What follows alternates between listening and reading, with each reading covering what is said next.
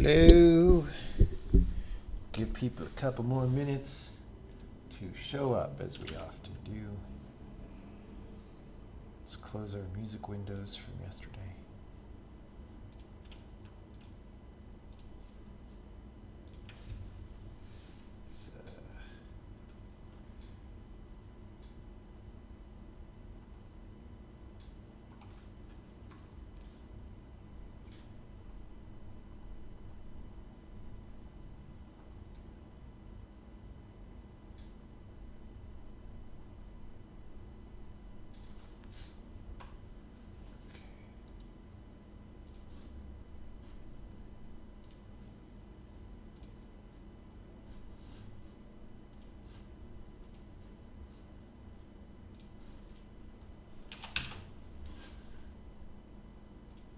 I'm going to make some toast while we're waiting for people to show up.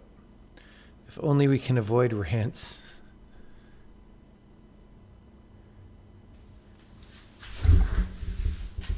Rants.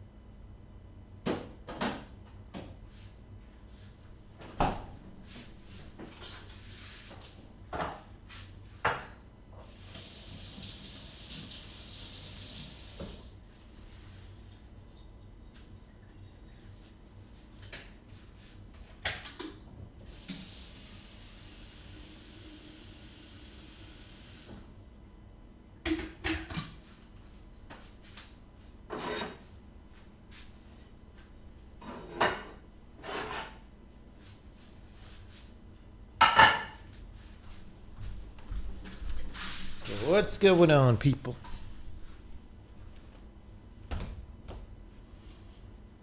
Early.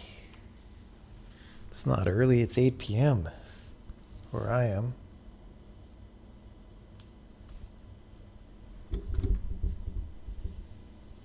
Another mini music party. No, we can't do those all the time.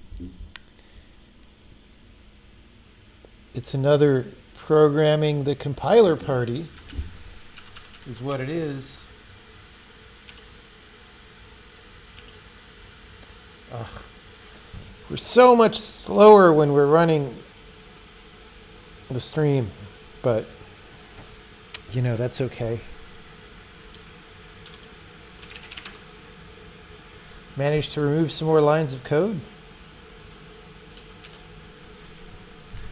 And you recommend any books on compiler implementation? No, I do not know any good compiler books. What did I think of Bandersnatch? I haven't seen it. It doesn't sound very good, and like we know what choose your own adventure movies are like. Like I'm not sure why everyone on the internet is so excited and talking about it, except that it's been a week since they had anything to talk about, and it's been a long time since anyone released one of these. I don't know. It doesn't sound good. It doesn't sound like it's really about anything. So, but I haven't seen it, so I don't know. Maybe it's good.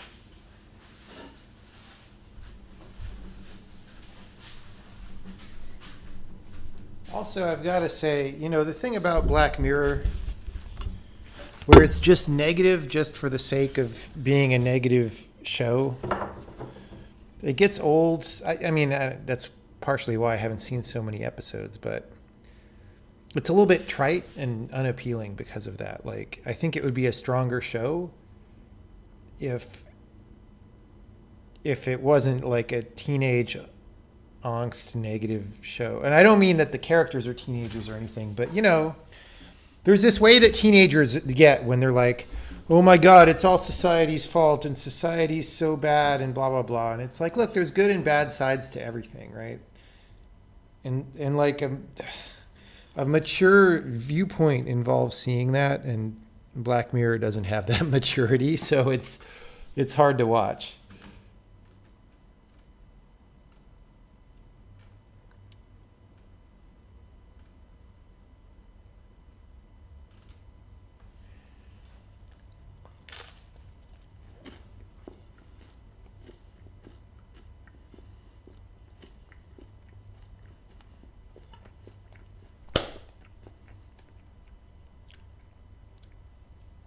I did do a high-level overview of the compiler at some point.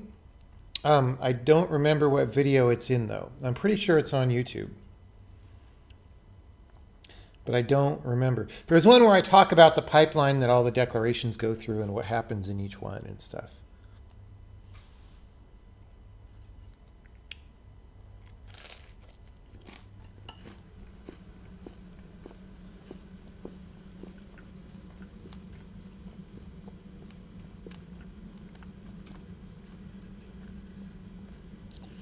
I'm going to finish my toast, and then we'll start programming.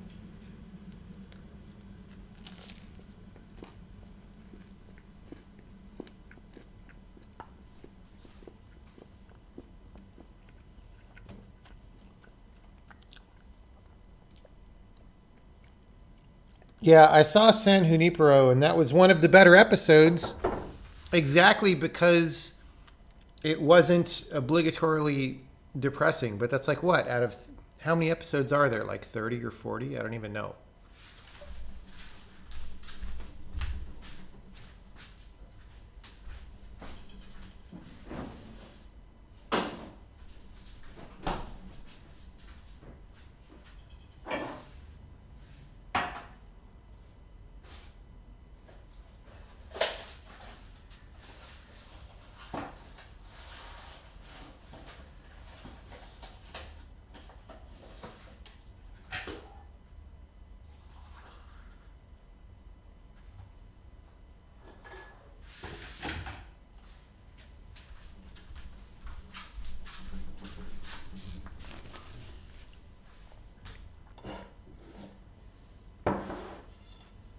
How do I shave my head? I just have a mirror and a shaver, and I shave my head. 19, okay.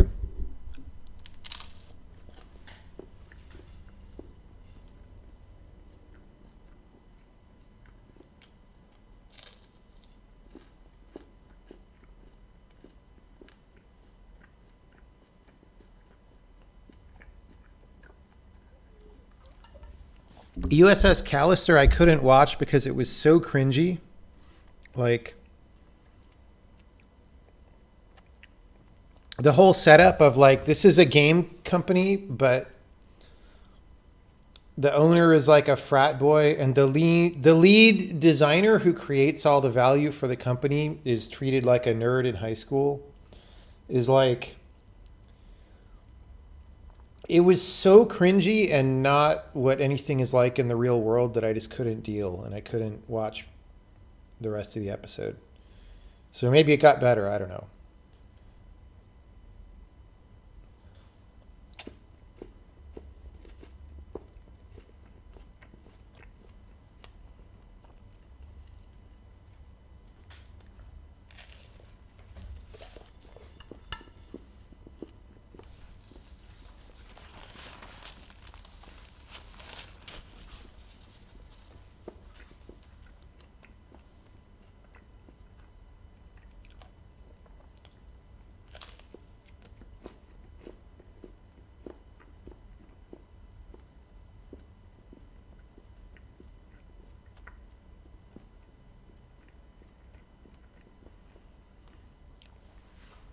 What's the good side of climate change? The good side of climate change is the immense improvement in quality of life and health of life that people are having that's causing the climate to change in the first place, right? It's not like there's not an upside to burning carbon. There totally is. Right? Like, the mortality rate of babies is tremendously lower than it's ever been in human history. Obviously, that's a good side of climate change. Like, you didn't die of polio. Obviously, that's a good side of climate change. Now, we would like to turn climate change around and stop it from happening. But pretending that it's only a situation that is only negative is not going to lead to solutions, because you have to understand why it's happening.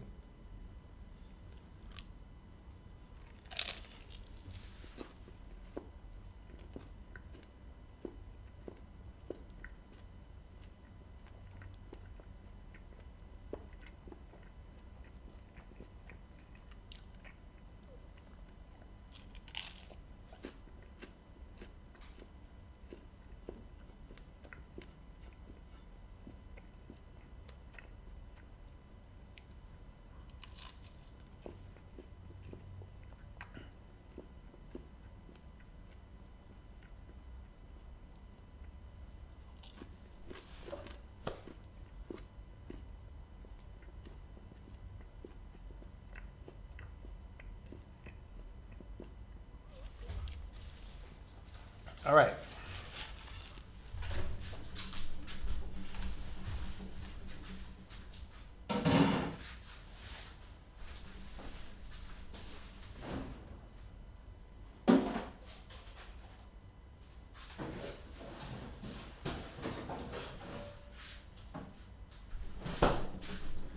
I have cold drinks, I have hot drinks, etc.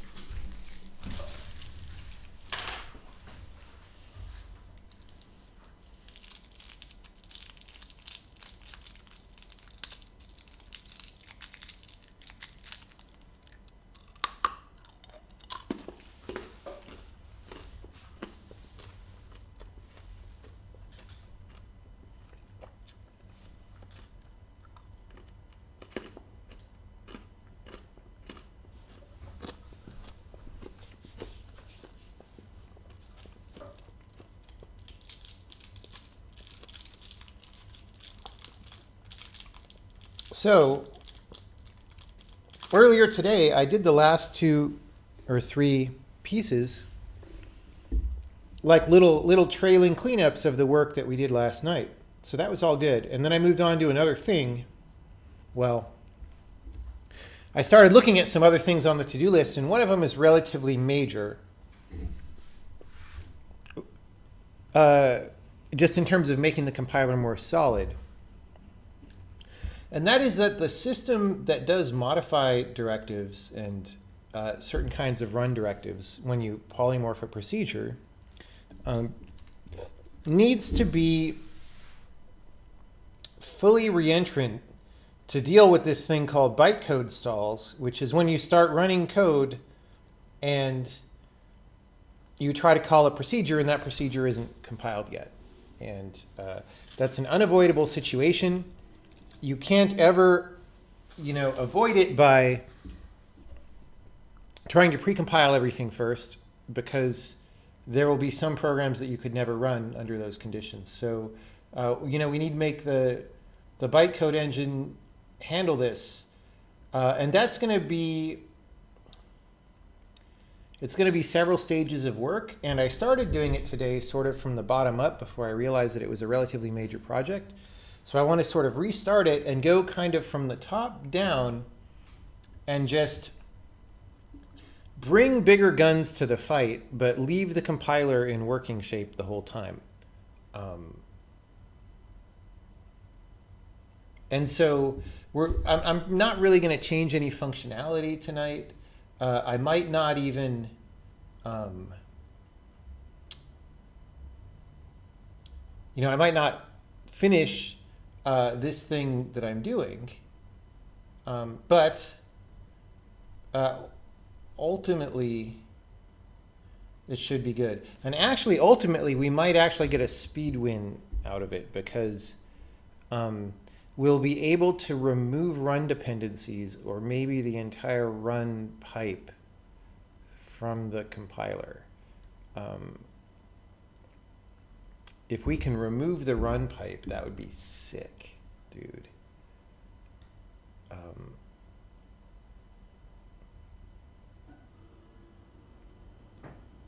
Because it's just one less place that all these declarations have to go through, and we'll do correspondingly less work. But, first things first, we just have to bring bigger guns to the fight.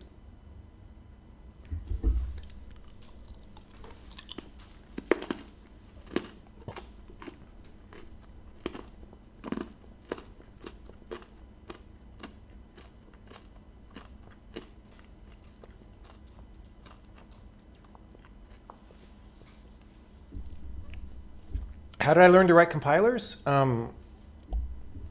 I just taught myself in college while I was supposed to be doing other classes. And I got bad grades in those classes, but I made about 10 or 11 programming languages. So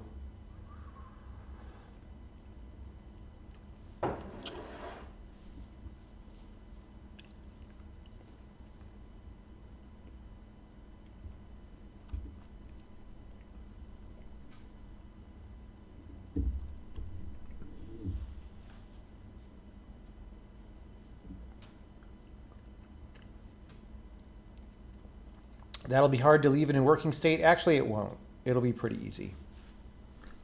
There might be a time toward the end when it gets hairy, but I don't think so. I think I see, we haven't yet approached the problem this way, but I think it should be relatively straightforward to just keep putting the scaffolding in for the new thing without breaking the way it works. I think. We'll see. Nice. People keep saying nice shirt. This is nowhere near the most colorful shirt that I have, by the way. What am I eating? Sesame honey snacks. It'd be cool if I shared some of those languages. Well, one of them, one that I did later than college, is on the internet. Because I did, in my Game Developer magazine column, I did a simple programming language that I eventually didn't really follow through on, because I wasn't that interested in it. But yeah, that you could probably find the source code for. Any update on the website? I haven't done it yet.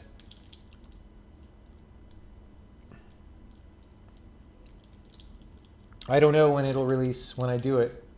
Please stop asking. You'll know when I say that it's out. I literally don't know till then.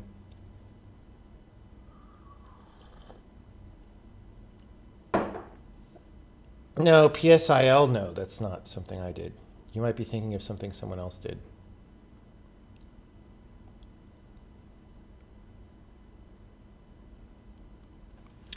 Okay. So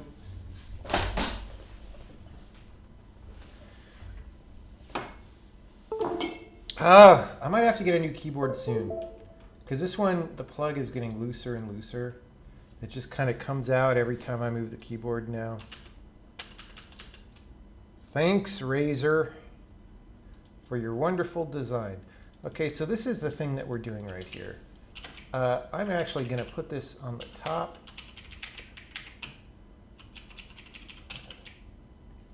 And yeah, I'm going to make a struct that we put on a lambda.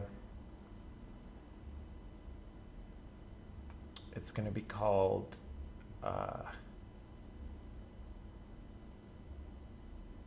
modifies in progress. Oh, we also had something about body text.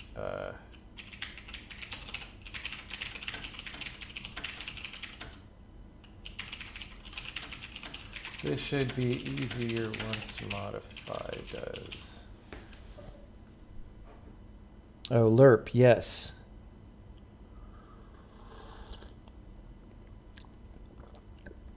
It's not merely Perl backwards, and it's not backwards. It's Perl permuted, but lerp has its own meaning in game programming.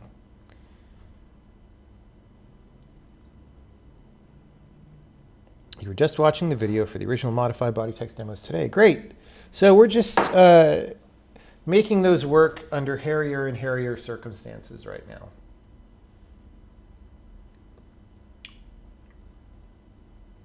Okay.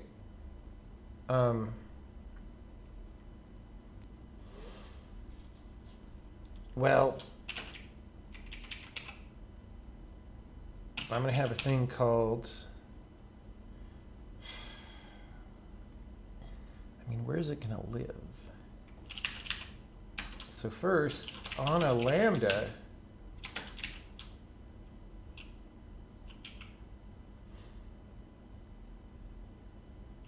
see,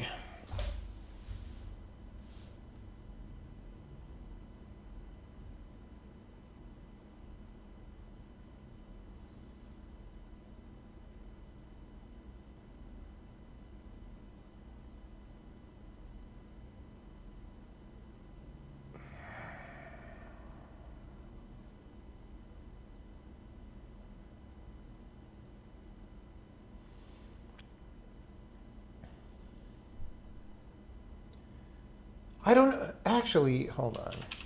Let's think about what the cheesiest version of this. The cheesiest version just detects a stall and says, no, we're not ready yet.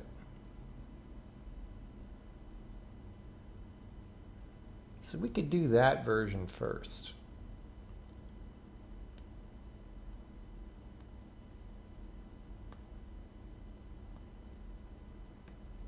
I'm debating which way to truck in the guns into the cave, from the front entrance or the back entrance.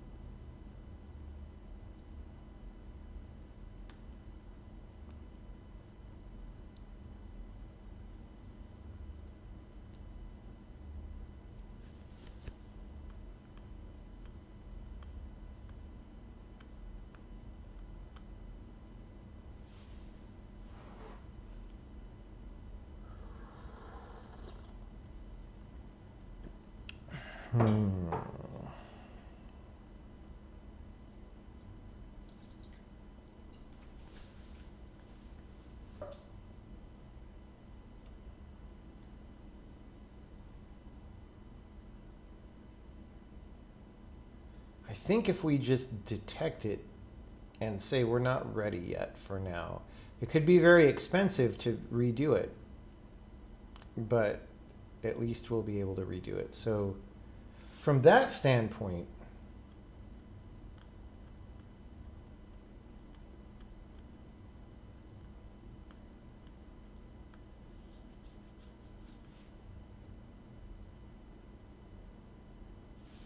well,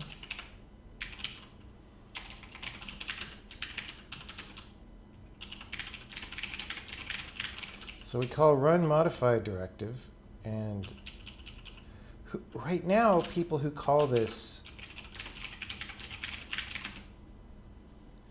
they assume that a return value of false means that we failed to modify, which might be fine, but we also need a way to indicate we're not ready.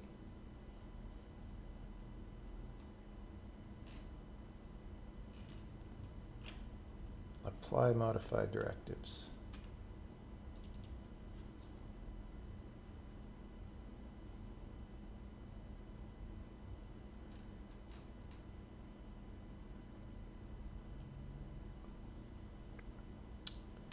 Okay, who calls that?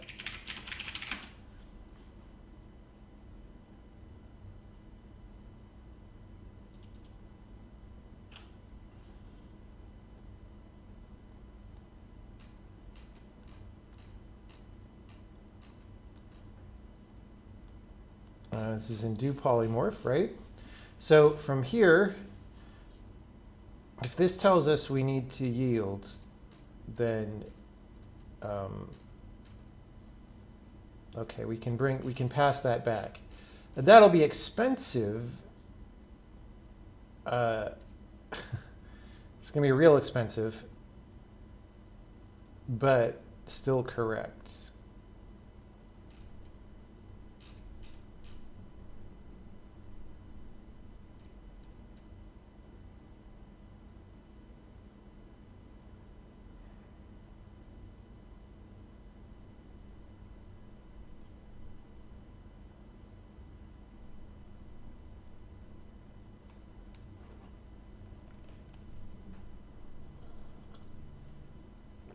Okay, how about this?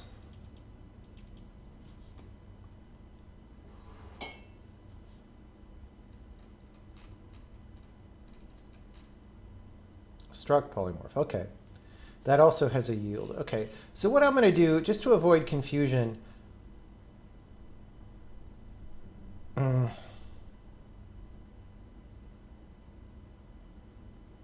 right. The Boolean return value is a little easy to conflate with a different set of routines that return false when you can or can't continue, but we're going to try and leave it what it is for now. We're going to add like a yield upon argument to these. So we're going to say yield upon. God, I hate this editor, dude. Oh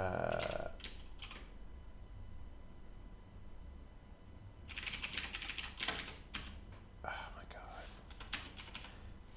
I try turning things off and I just can't find everything to turn off. It's so bad.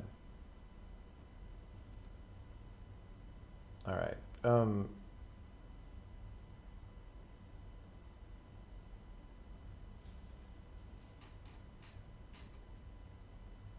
Yeah, we just return null from here.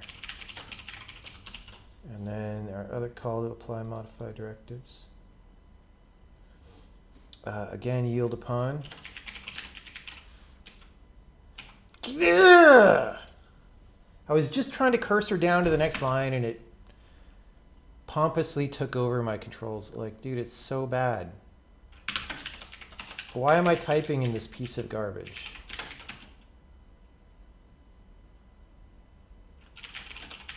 Oh, I guess I managed to turn off the automatic paren completion bracket. Maybe not.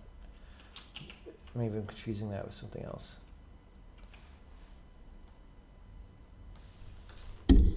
Oh my God. So I guess it's useful to go through bad practices sometimes, but there's not a shortage of bad practices in the world, okay?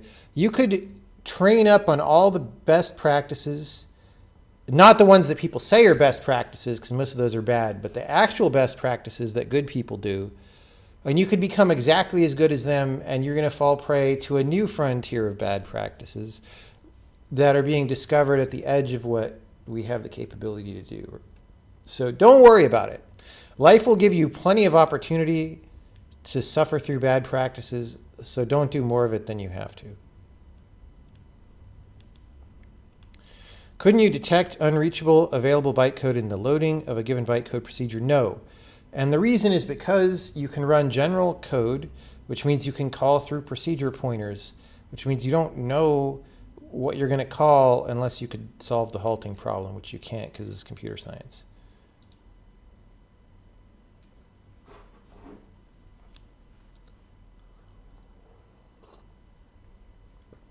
When resolving a symbol You usually walk up the chain of scopes until you find it. Local procedures, however, should only see other procedures and type definitions. How do you skip everything else, such as local ints? Well, the rule isn't that they don't see those things. The rule is just that they can't use those things because they're not in scope. So we see those things and just say, oh, they're in a different procedure. We can't use them. It's really not rocket science, actually. Do I think Unity is okay for new game developers, or do I think it teaches bad practice? Well, you have to learn somehow. So Unity might be a good way to learn. Just be trying to get off it. Always be trying to get past it.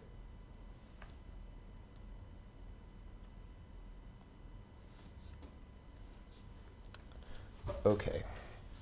Apply modified directives. Dude, this editor is so... Why do they have horizontal scroll in a text editor? And then reset it if I click in slightly the wrong place. Okay, I can't do it. This just makes me rage. I can't do it.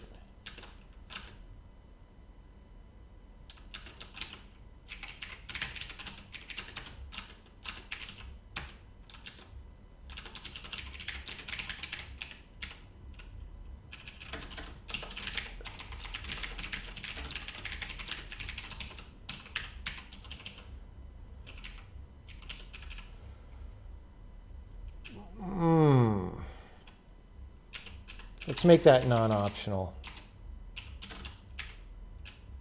Because I don't want yield upon to be optional. Okay.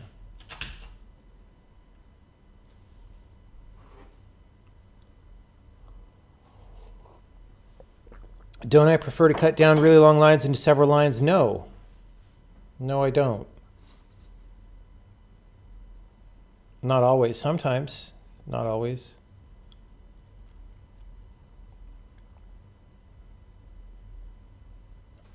Compiler didn't detect the error because templated functions aren't created until they're used. Oh yes, classic. Classic. Classico. All right.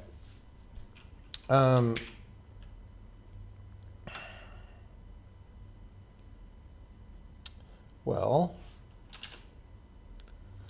that's all good. We didn't really change anything yet. So here, when this calls run modified directive, it also needs to pass yield upon.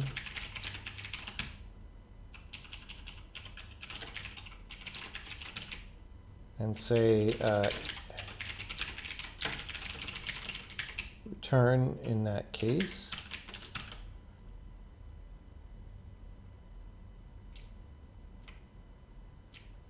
And then we do the same thing. We add this argument to run.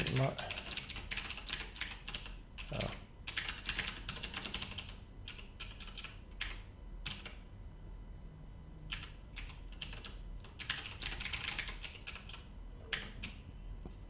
This is not going to be optional.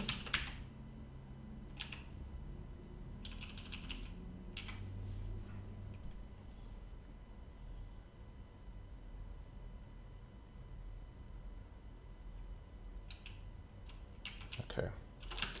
How's that?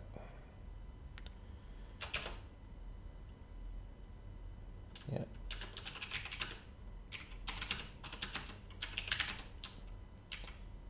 So here,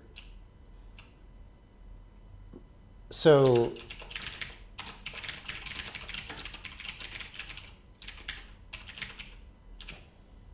let's call it unused, load return.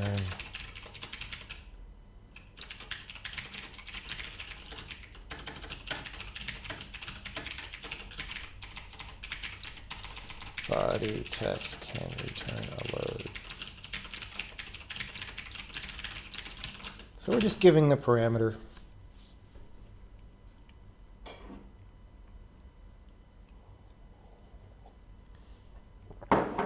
Do we somehow not have that issue?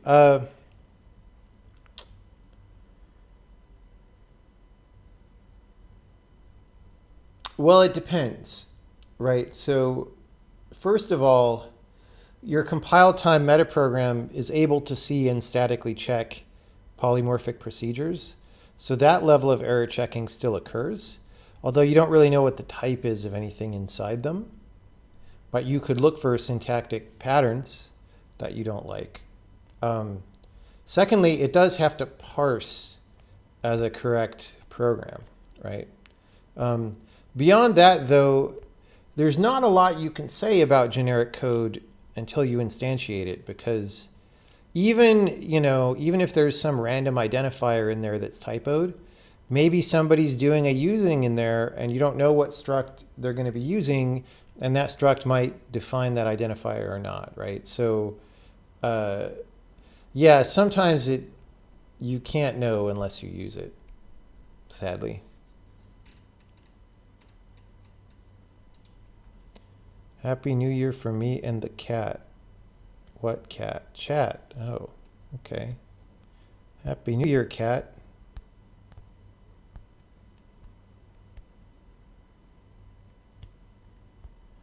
Happy New Year, cat.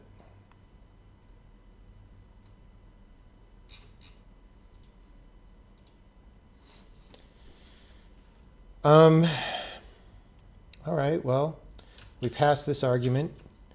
Hopefully we didn't screw anything up, because frankly, all we've done so far is make our program epsilon slower by adding one more argument. So we're not doing anything based on that argument, really. Well, we could be accidentally not setting it to null or something, but no, we're good. We're good. So now we want to detect the situation where we run an individual modify directive. And I guess we're just going to say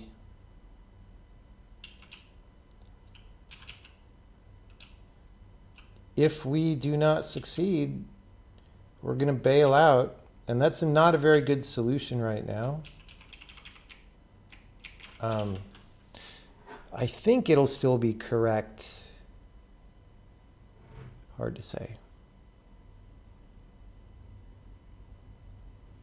Actually, there's a certain way in which it's not correct. Well.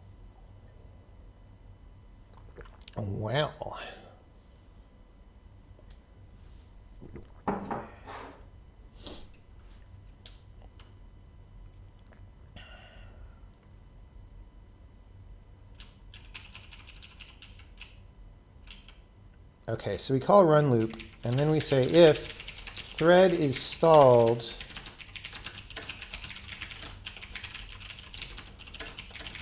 to enable us to continue where we left off. Right now we are just bailing and throwing away everything we did. This can be very expensive, to say the least. Yield return is true. Return nullio. Nullio. Yield upon.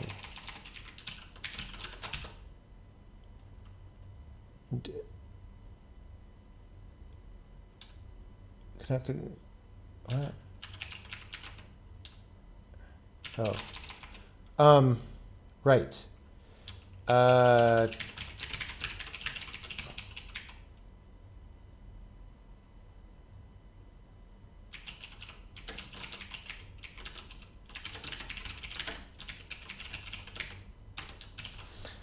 Otherwise,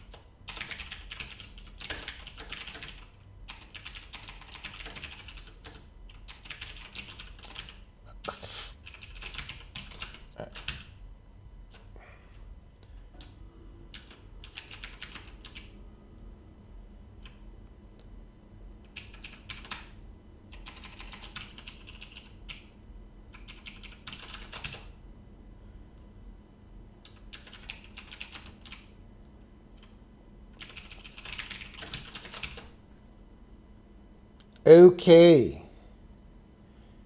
Buddy. Well, what happens there?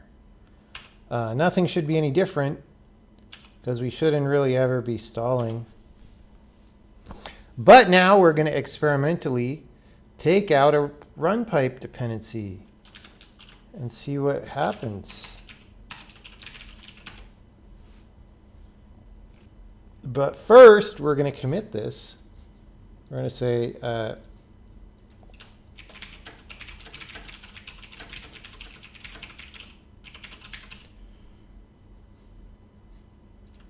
great.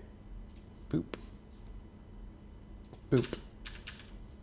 We did some good things.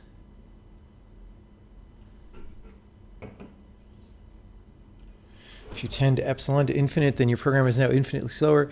That would be bad. It's a good thing that we don't, around here, are not in the habit of tending epsilon to infinite.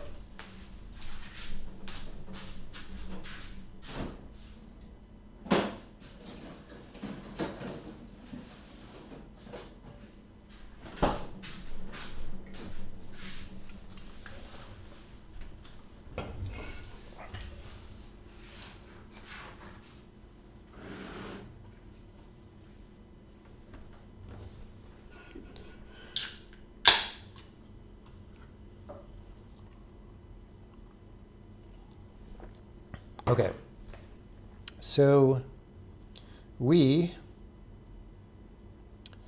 have some extra data here, and we are yielding. Okay, so that's all good.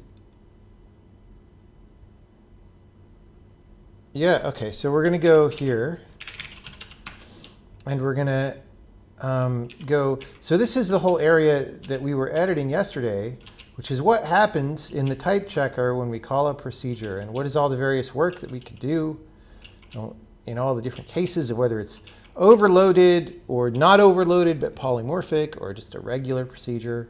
Anyone who saw our fabulous New Year's stream saw us edit this a little bit. At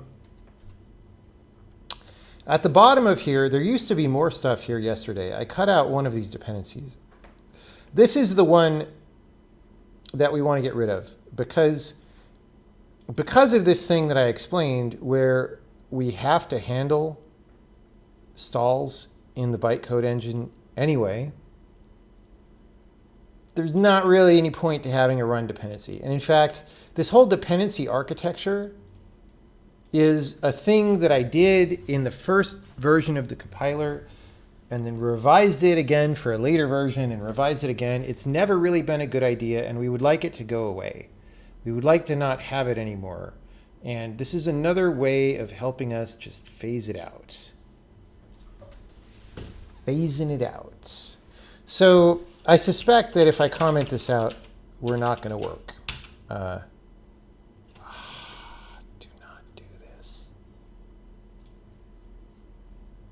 I just said no, and it asked me again.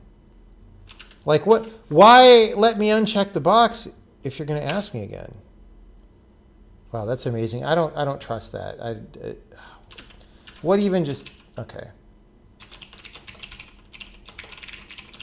Okay, it actually did save the file.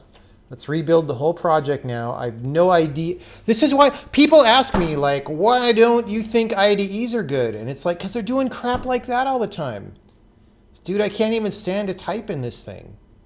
I'm glad it thinks apply modified directives is wrong.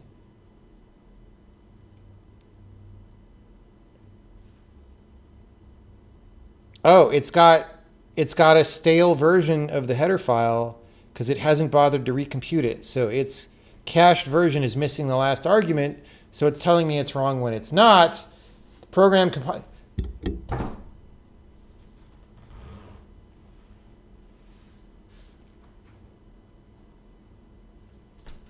And it never gets better. That's the thing. This garbage never gets better. It always just gets worse over time. You get more things and they work less well.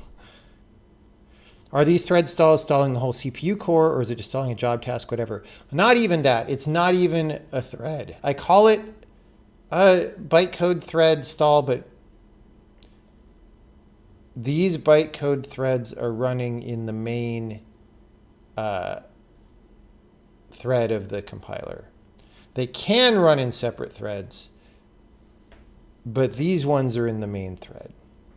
And a stall doesn't stall anything else. It just means that task of executing that bytecode can't go any further right now.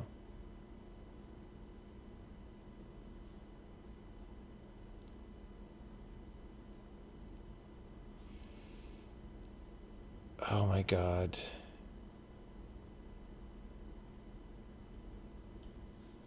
Yeah.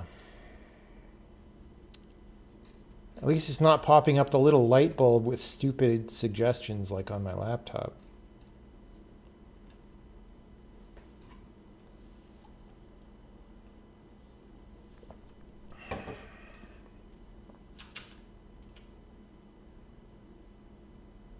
Okay.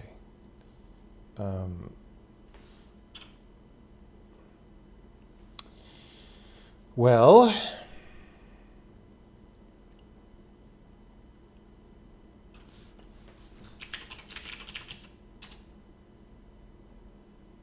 okay, well, we're infinite looping. So the question is, well, maybe it's an infinite loop. Yeah.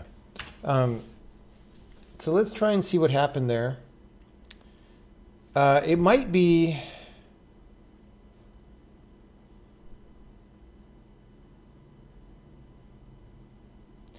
infinite looping because we have a bug, or it might be, see, that should complete eventually. I don't think we should ever infinite loop. Even though I did this lazy bytecode stall thing, I don't think that should ever infinite loop for a correct program. So let's see. We're going to run tests. There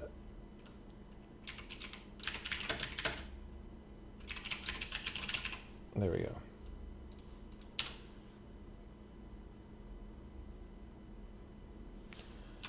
Frickin'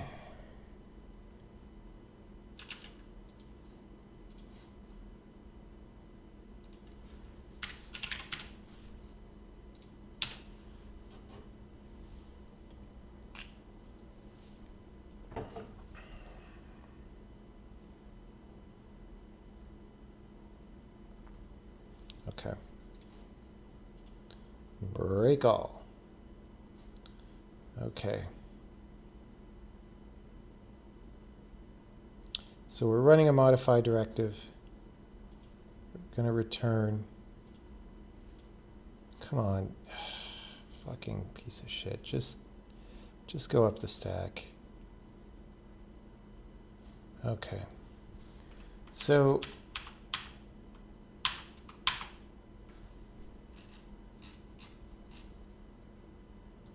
we go here. We're going to stall. I guarantee it. Okay. What's going on with this Lambda?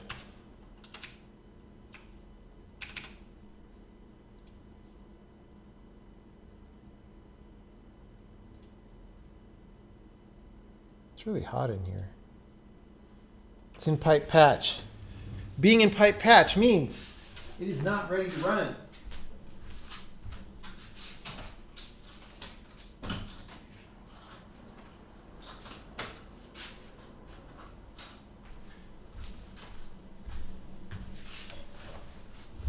And the question is just if we have circular dependencies in some way, or if we're just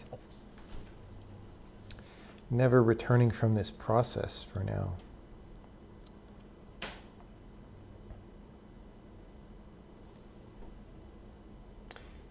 It's not sleeping,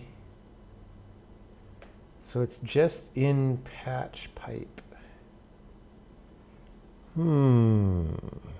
PC load letter.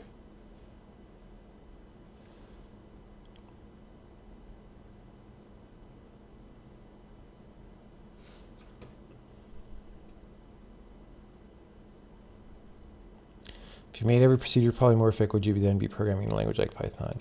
Yeah, I wouldn't do that. I don't recommend it. What about CLion? It's just another stupid IDE that's probably not as good as Visual Studio. I don't know. I haven't used it. But it's not, like, people keep asking me, what about this? What about that? Look, the entire concept of what this program is flawed. The concept is flawed. It's not the implementation that's flawed. The concept is wrong. So, like, asking me about a different implementation of this concept,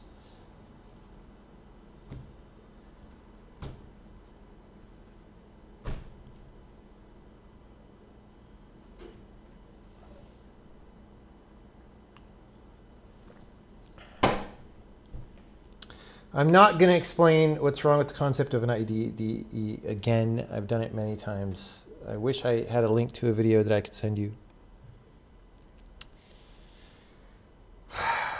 Right now, I'm going to try to debug this.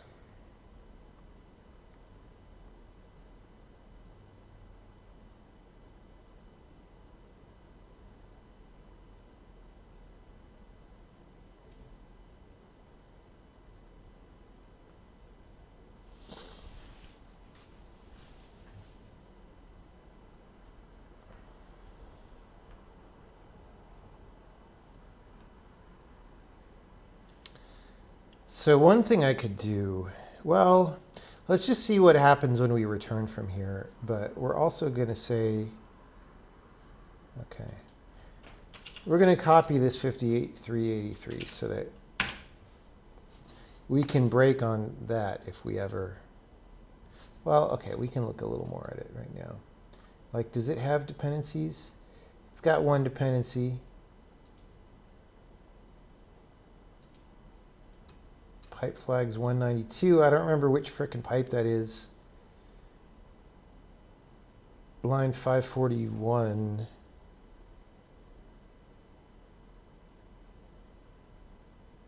Target is something that's in the infer pipe, which could be us, maybe. It's, see, it's got a dependency on someone who's sleeping. Who is this? Line 34 of string builder.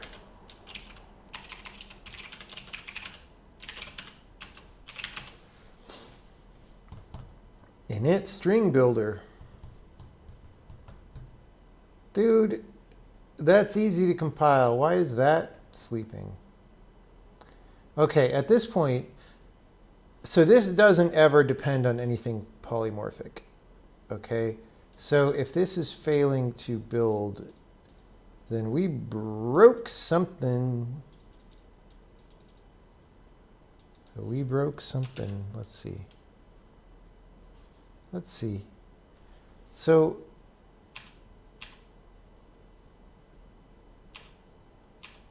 we return null that we stalled. We're returning out. This is what we expect. We yielded.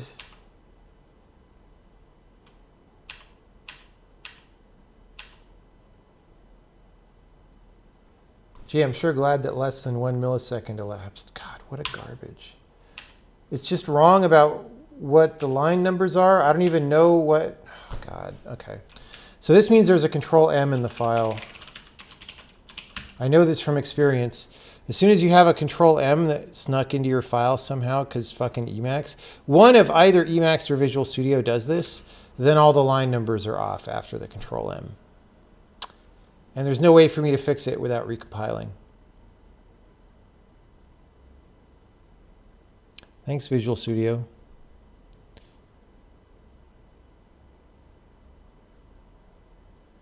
I don't think IDEs have value as educational tools. No. No.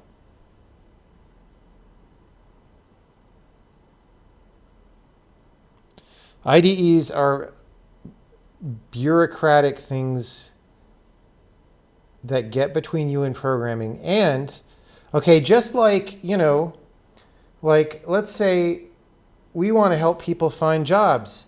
And so we make a department of the government that helps people find jobs. Well, maybe it'll do that.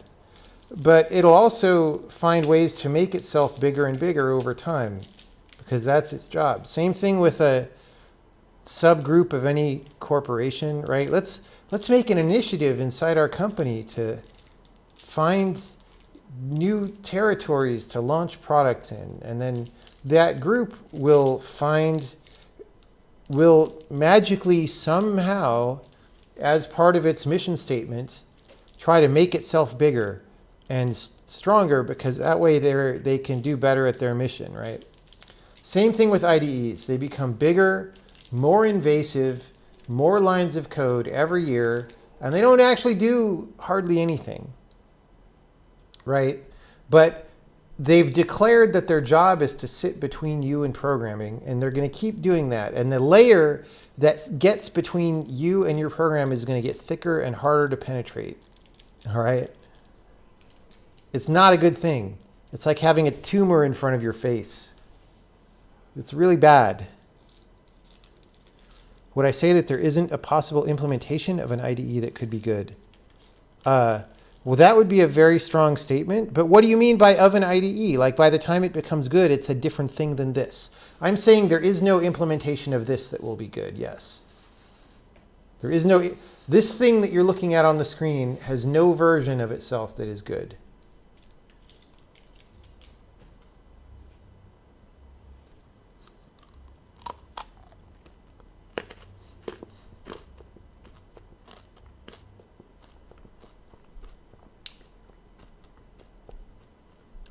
It's all just a bunch of stupid bullshit.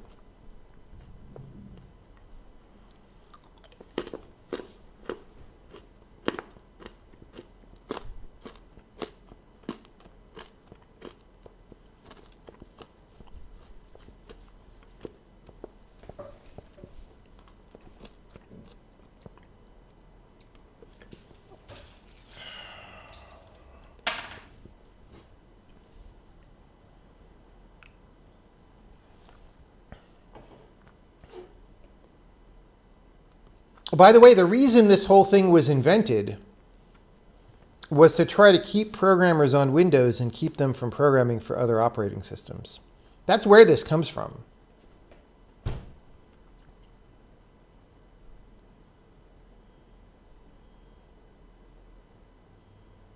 Know your history.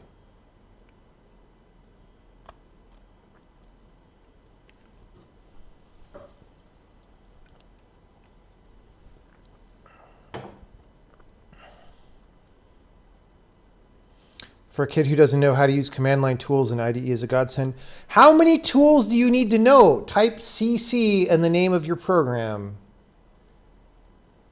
Like, what? You think somebody can't learn that, but they're supposed to be a programmer?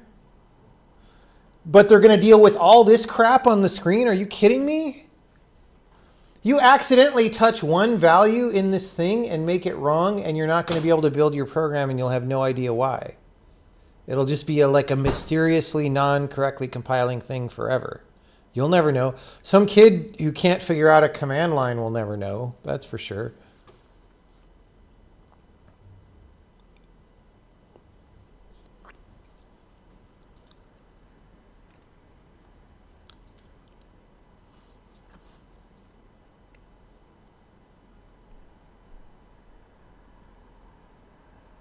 All right.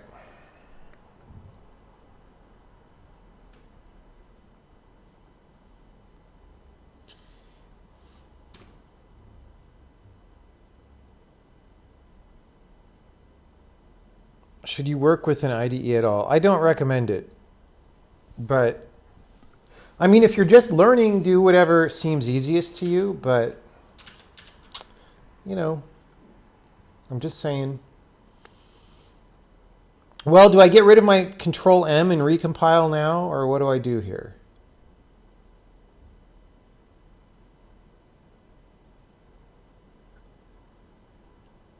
I don't actually know what to do.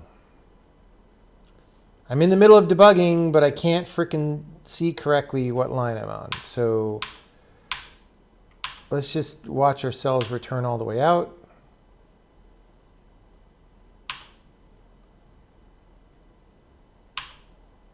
Dude, this is such...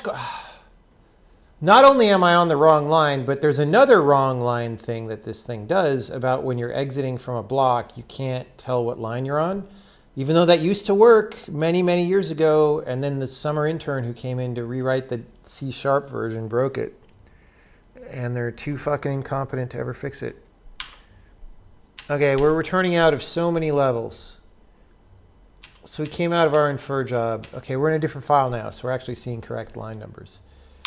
So we have to throw that back. That's fine. Okay. How many things are in this job? 21.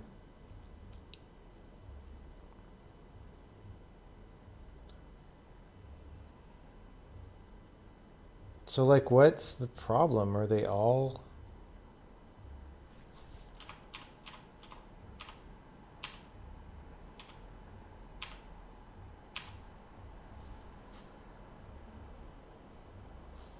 So what are we looking at here?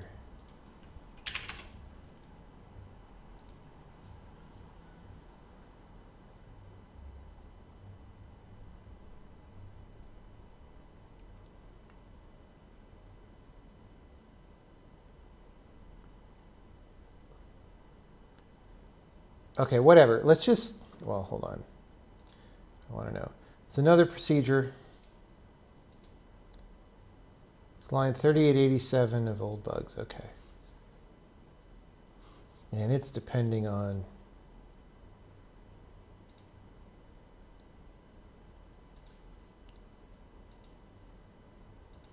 line, well, it's,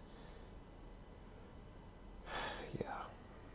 That's a whole other thing that I need to make easier to inspect. I haven't had to walk over dependencies in a while, and it's like hard to get useful information from, or it's hard to filter in your brain, but we're getting rid of the dependency system eventually, so I haven't like tried to make it nice. Anyway, we should return from this job eventually.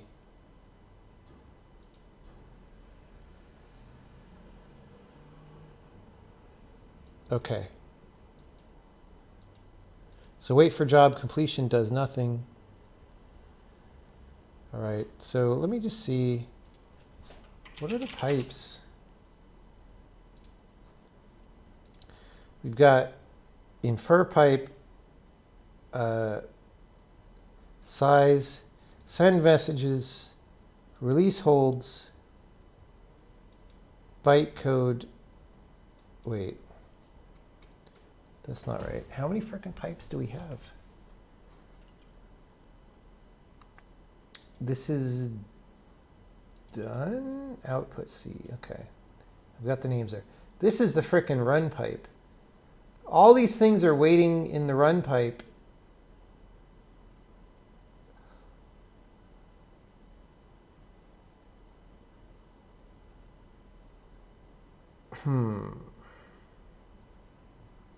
That's like the entire, a large part of the program. Waiting in the run pipe.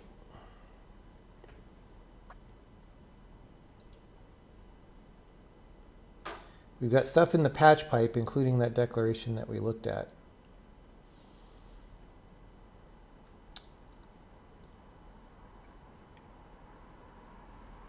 Like, why? Like, stuff in the patch pipe should be easy, I think. Maybe not. Let's see. Like, what pipe is frickin' this one? Hold for messaging. Okay. What's this one? Size.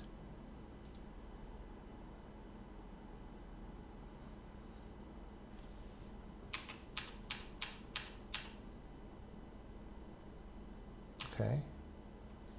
They're all waiting, I guess. Wait, what?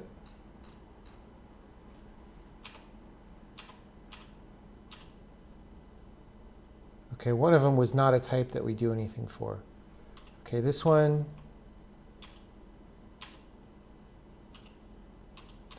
Okay. This is fine. These things are going through the size pipe.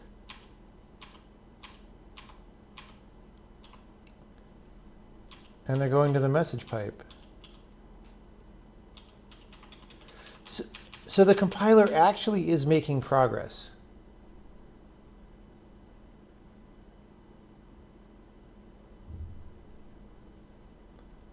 Maybe we're correctly yielding and all that. It's just so slow because we're doing all this redundant work every time.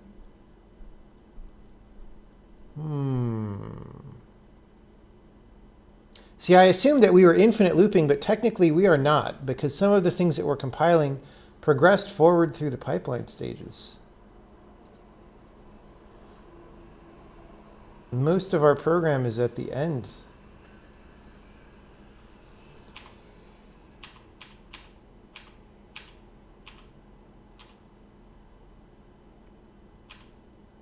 Yep, messages proceeded. Releasing holds proceeded. Building bytecode didn't do any. Oh no, it did. Okay, so patch. What happens when we patch?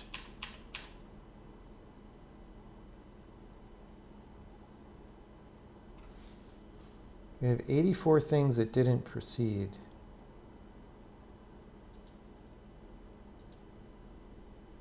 I forget. All right.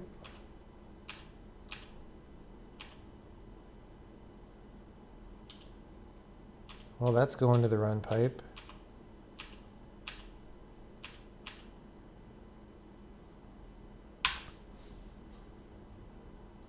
We're not, yeah, these things are making progress.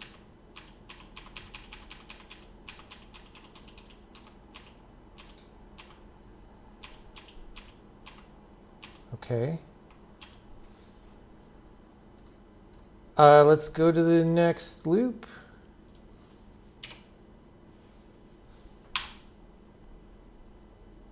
Dude, less than or equal to 6 milliseconds.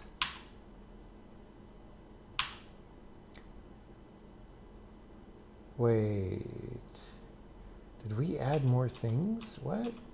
Okay, we have 46 things in infer, 8 in size. This looks suspicious.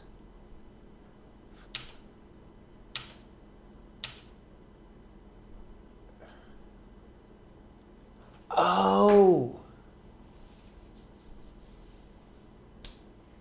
Okay.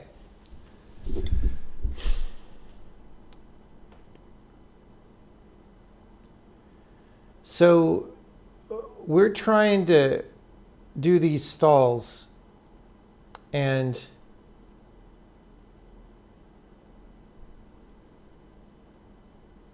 so when we say, hey, we stalled out and we're not ready to go yet,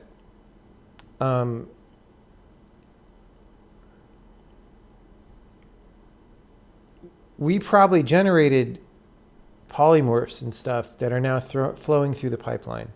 And we generated like 4 of those every time. And the reason we're infinite looping is because the compiler is saying, oh, we're compiling more stuff. We must not be deadlocked, right? And it's like, well, yeah, you know. So we're going to have to deal with that. We're going to have to say, ensure polymorph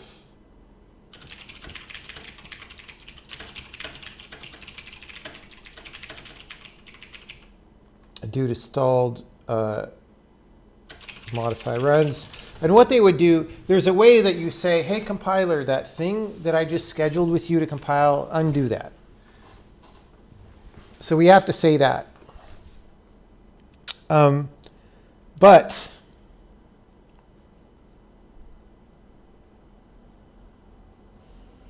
what I want to know is why this other stuff isn't compiling, right? Like, so we were looking at string builder. We were looking at this procedure.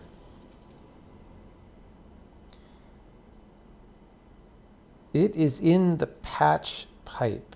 And all I can imagine, well, we're doing a using here. So maybe this type isn't ready, and maybe this type isn't ready because like,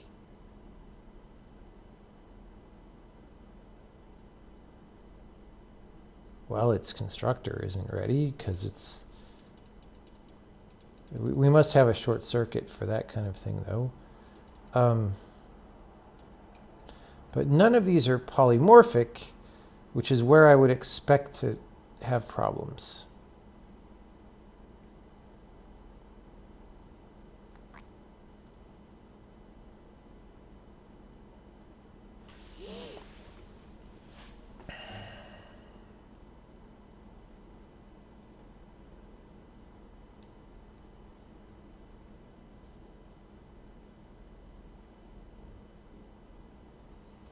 So we could just start looking in the debugger and digging into why.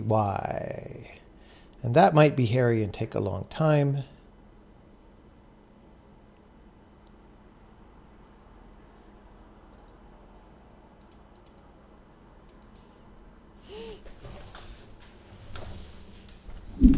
Well, we can go into infer types.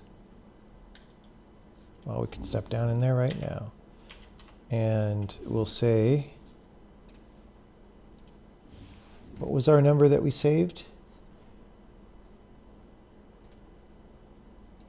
5383.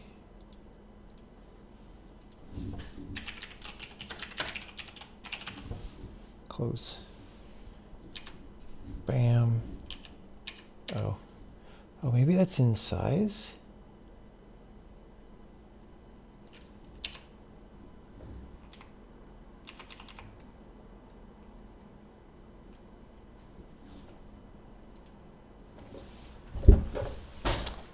Let's go to pump pipe, because that'll hit it no matter what pipe it's in.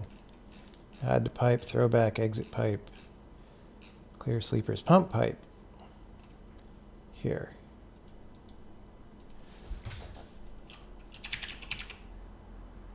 Dude, they keep making this program worse. God. All right. What pipe are we in? We are in pipe patch.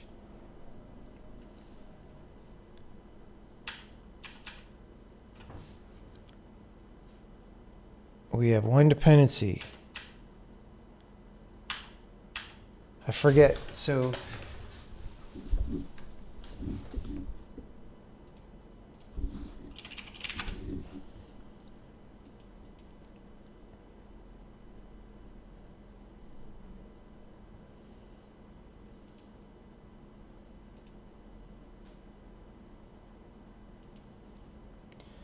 line 34 of string builder, it's in infer, right?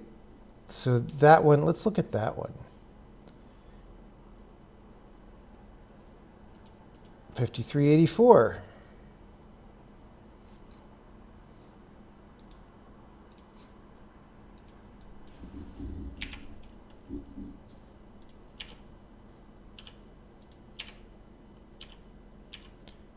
Oh, 5384 is asleep. All right.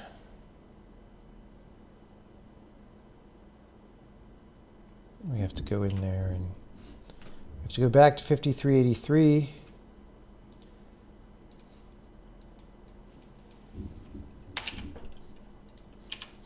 And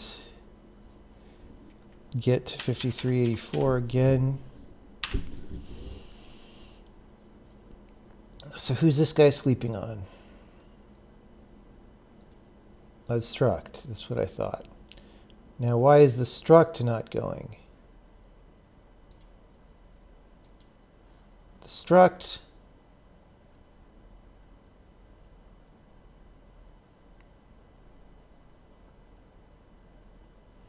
has a lot of dependencies, but I don't know which ones are applicable to pipe infer. What is PF infer? 2. Okay. So all of these with 2 set in their flag field.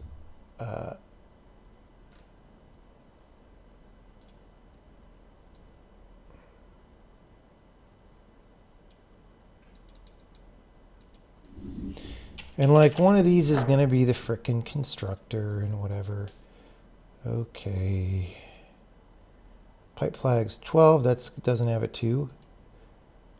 36 doesn't have a 2. 36.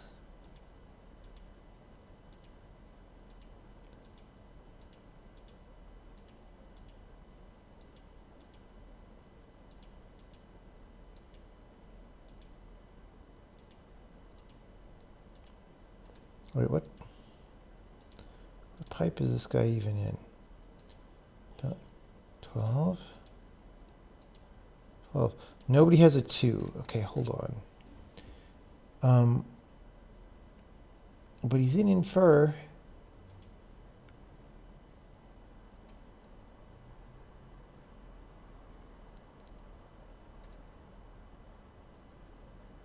Well, since he's not sleeping, what, 19? 19. That's something in preload. What frickin' struct is this?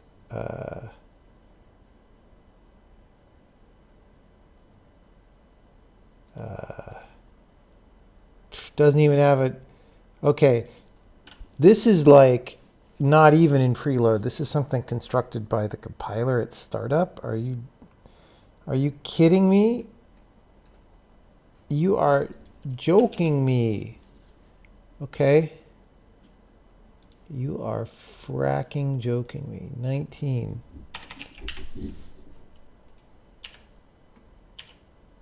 Okay.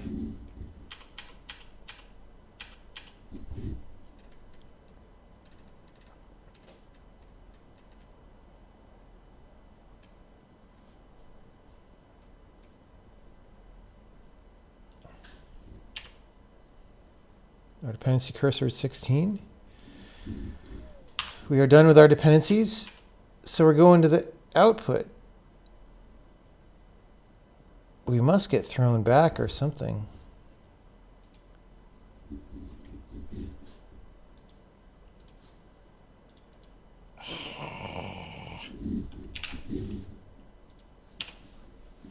Okay.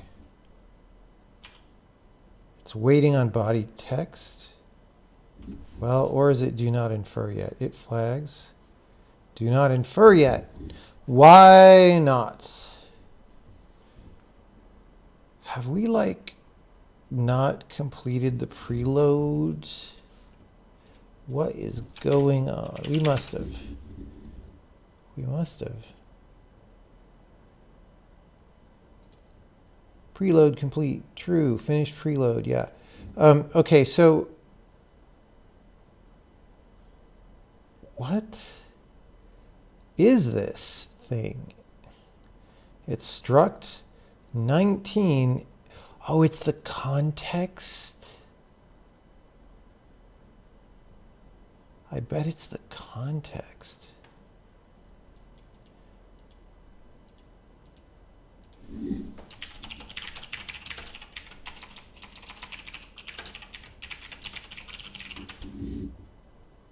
Context, I guessed correctly. I didn't want to spoil the surprise by looking at the struct. Okay. So we, for some reason, okay. If we don't finalize the context struct, a lot of procedures are never going to be able to do anything. That is no surprise. And in fact, so that's what this guy is doing, right? He's saying context.allocator. That's why he can't compile, because we haven't built the context yet. The reason we haven't built the context yet is I don't know. At some point, we're supposed to clear this flag when we build the context. So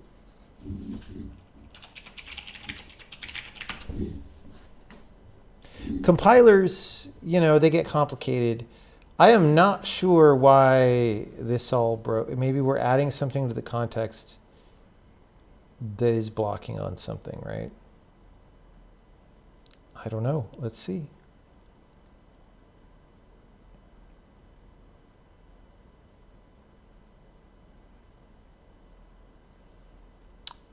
When do we call this? How do we know?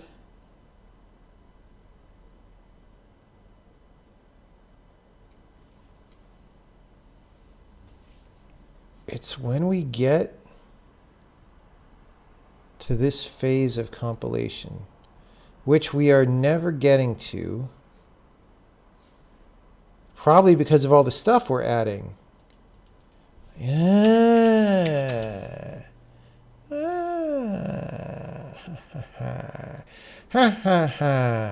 Okay, here's what's going on. Remember how I said we're throwing all these junk procedures every cycle? Okay? Because we're making progress in the pipes, because we keep compiling those every frame, I forget which ones of these is 0. 0 is building source. If we're building source, I mean, we could just set a breakpoint in here. Or maybe we just never get here, I think, actually. Let's take these out. Yeah. So that doesn't ever get called. Because it only gets called if we don't make progress on the pipes, right? Right now, the compiler just thinks, oh, we're parsing new stuff all the time. They're just coming in every cycle and we're kicking them off, right? This thing gets called from here, which, well, I don't know.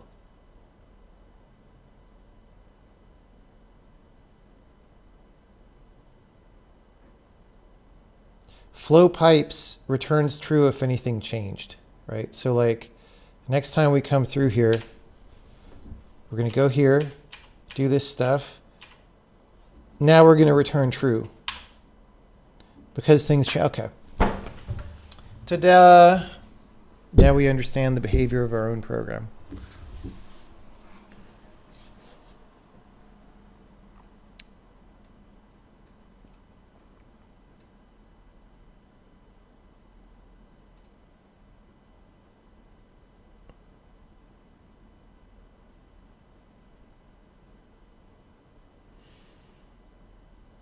Don't you know using a debugger is old news? I heard that on Twitter. 6 months? Have we been Twitch partner or affiliate for 6 months? That's crazy. Time flies. Time really flies.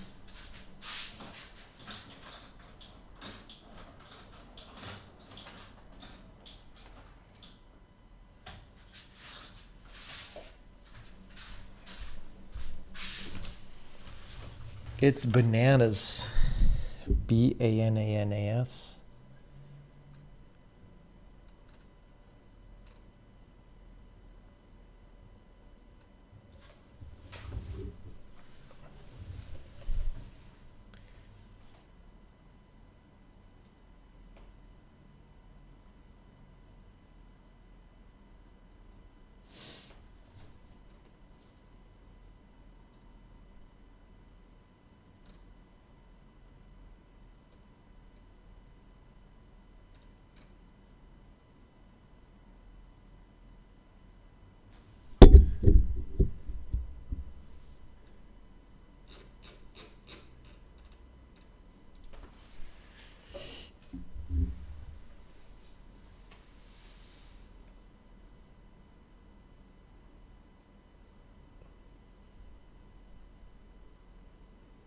Someone was trying to explain pointers by saying think of them as buckets. That doesn't seem... Yeah, that doesn't seem like it's going to be a very good explanation. Just say, look, the memory of the computer has addresses. Just like write down what's actually happening because it's so simple. It's not confusing at all. It's like this, right? If you have line numbers for every line and you have something that's in that line, then you could store that line number somewhere else, and that's a pointer. That's it. It's something that holds that line number.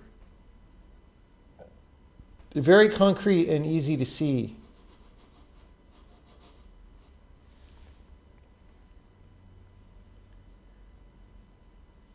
Like, if you just don't lie to people about what the computer's doing, it's very easy.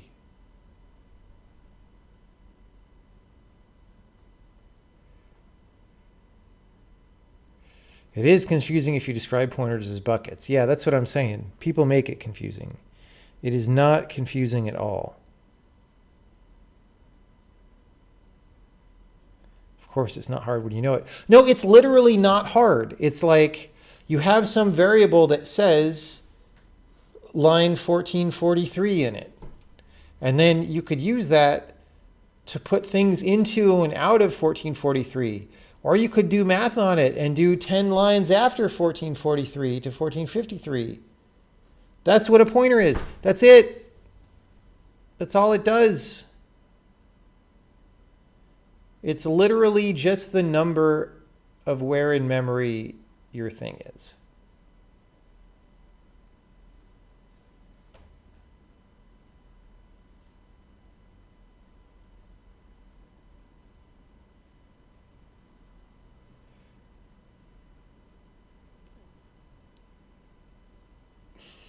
I had to think of pointers as pretty flowers in the dirt of the electric grid.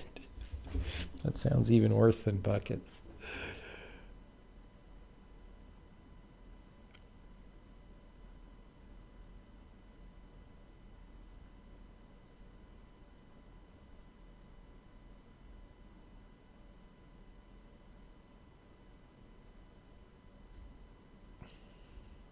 Before that, pointers to locals are magic. Maybe they're a little bit magic, but you just say, look, locals have to be stored somewhere. Who cares where right now? Just don't worry about it, but they're in memory. So the pointer just tells you where in memory. The end.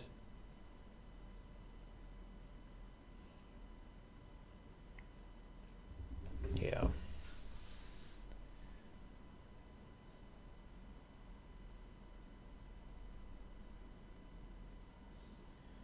Okay.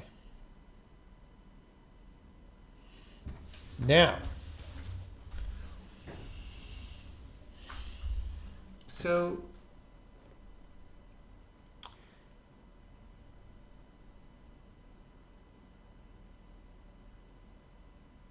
for now, the question is, do I continue to try my cheapskate version of this, or do we try to just go straight for the more sophisticated one? And I think I'm going to keep trying the cheapskate version.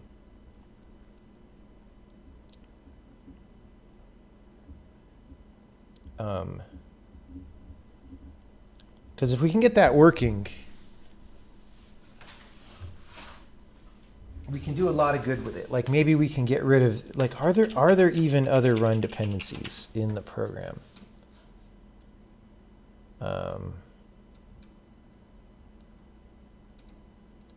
I don't see any.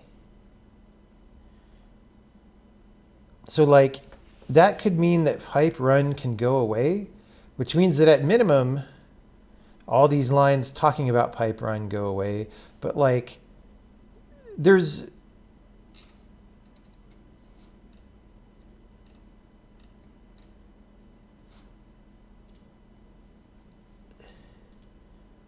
actually more pipes than I wish.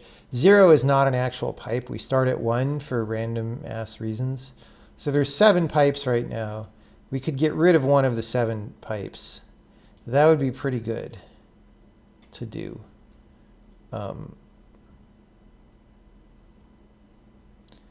It's questionable whether we even need like pipe hold for messaging. That's questionable whether that should be a pipe.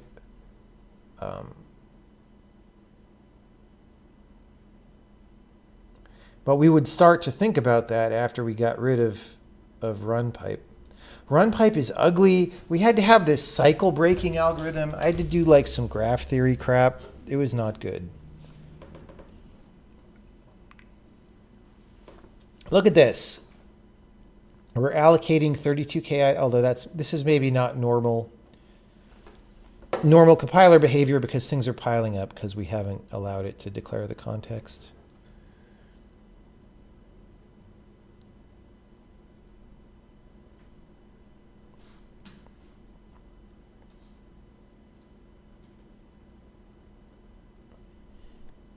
Anyone who used peek and poke in BASIC knew what pointers were. I know, dude. That's the thing. Like, it's actually so simple.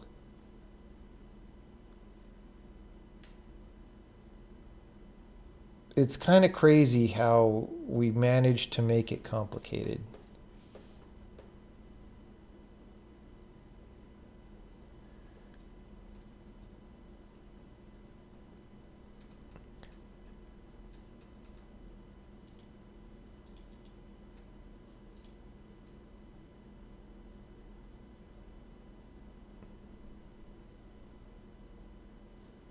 Peek and poke. Maybe we should get rid of pointers in this language and just have peek and poke. Go back old school.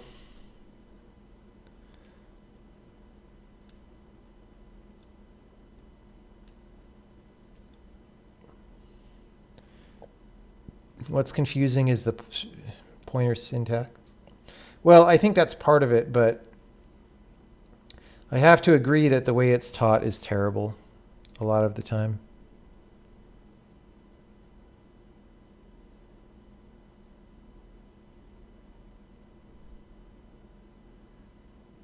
An address has street names and county names. So do pointers, man. Kinda.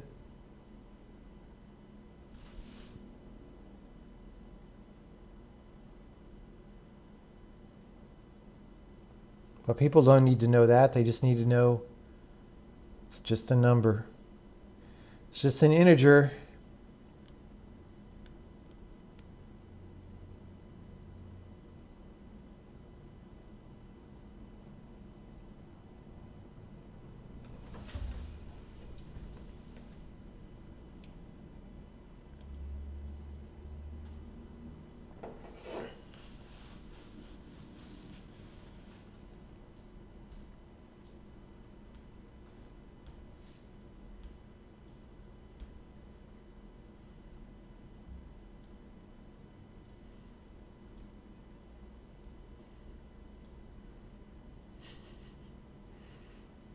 That maybe was the most effective debugging tool in 1979.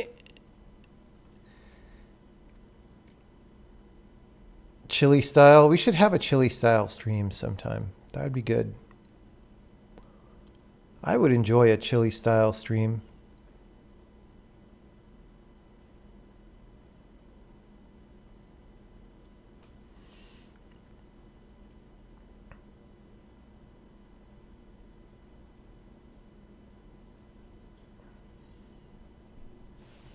K and R, bro.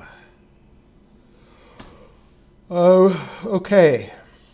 Well, we're going to do some things. So we're going to make a comment called improve modify stall handling, right? So that we're going to go into this thing that we just added. We're going to put that tag there. And we're also going to put it here. Not here, but apply mod. Oh, that's in polymorph. Apply modify directives. We want one there, and we want one there. Now, we do, however, just need to do this. here. And then in the other one, we need to do this, just like we did right below it, but for some reason, I decided not to. All right. Well,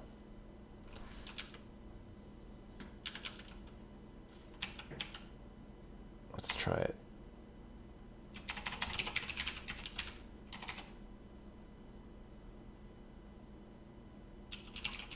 Does that run like that? Yes. Okay. So tests.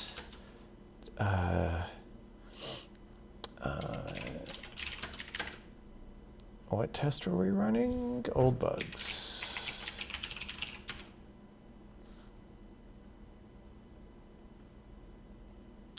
It's the debug compiler, so if it's infinite looping, I may not be able to tell for a while. I think it is, though. So we didn't necessarily solve the problem. But we could set up and like observe the same thing happening, probably. We would maybe hopefully see fewer things gumming up the works.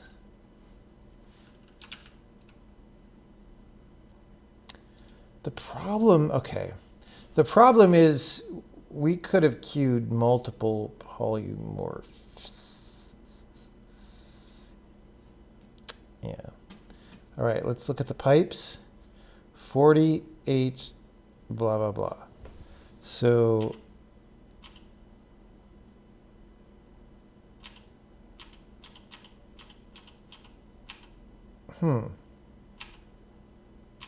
okay. Interesting. I think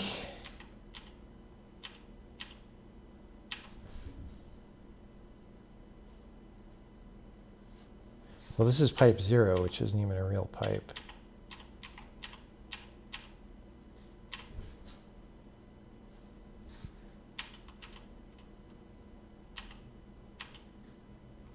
Let's just...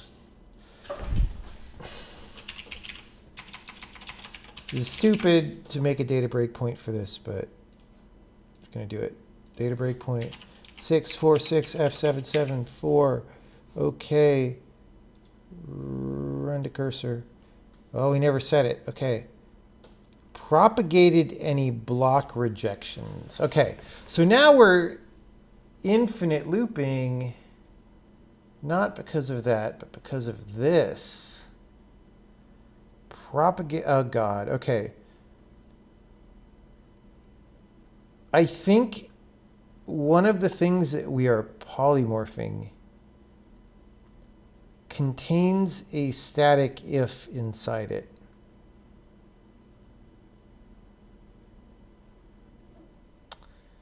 And that static if, even though we're eventually throwing it away,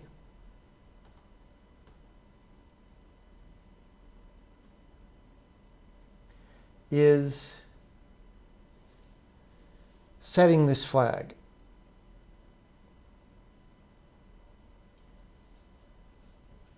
Let's see. Okay. Where does that? Propagated any block rejections. New data breakpoint 599E68. Baby. So that's going to get set to false, of course, somewhere. Why are we here? It must have been here. I don't know, dude. Wait, what? Was that not that one? Oh, I unchecked the wrong one. Okay.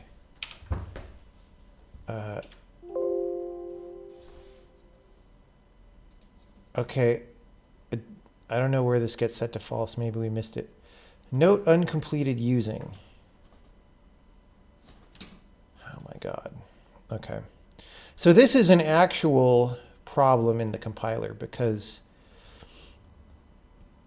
we're setting some state that people are not able to unqueue. Yeah, like we're polymorphing a procedure. That procedure has a using. We're noting the uncompleted using, whatever that means.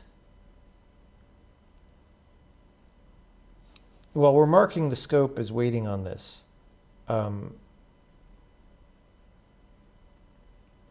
then we set this, and the problem is that we need to be able to roll that back, and we don't have a way to do it.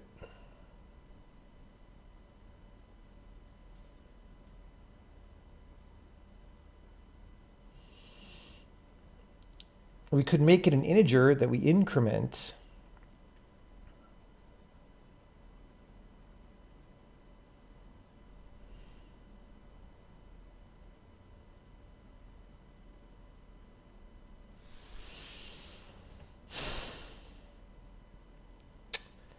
It could be an integer that we increment, and we store the value beforehand, and we set it afterward, which is real gross, but it's a thing we could do. And anyway, though, we need to like do a full, what happened to the rollback unqueue?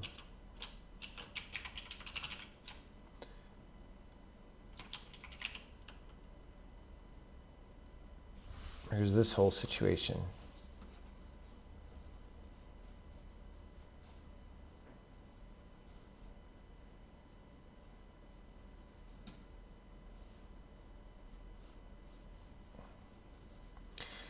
So this is like supposed to be, hey, if we need to undo something heavyweight, then this thing records everything that we need to know. So that could include an integer for that other thing. And then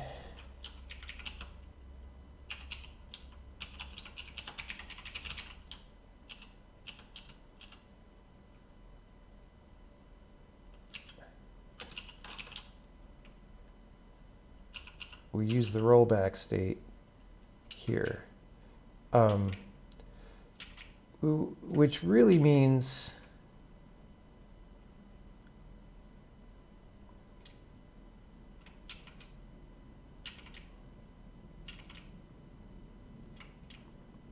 we really should be using that here as well.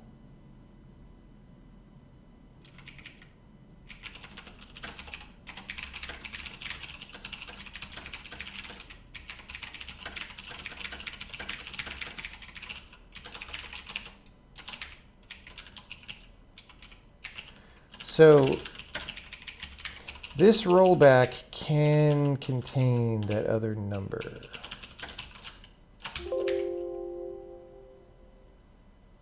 That doesn't exist yet. So now we're going to run it again, and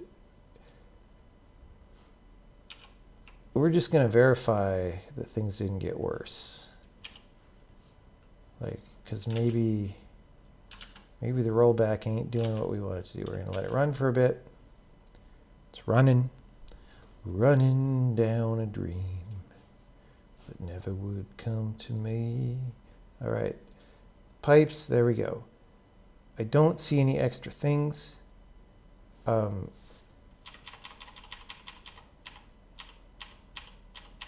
No, but yes. Okay, so this is still the problem.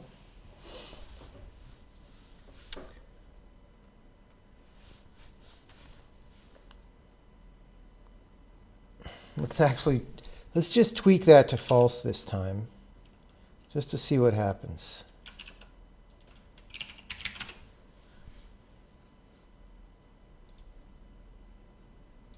Okay, that didn't change. Oh, stuff suddenly went through the run pipe. Look at that. Look at that. Or it went into the run pipe. Or through the run pipe.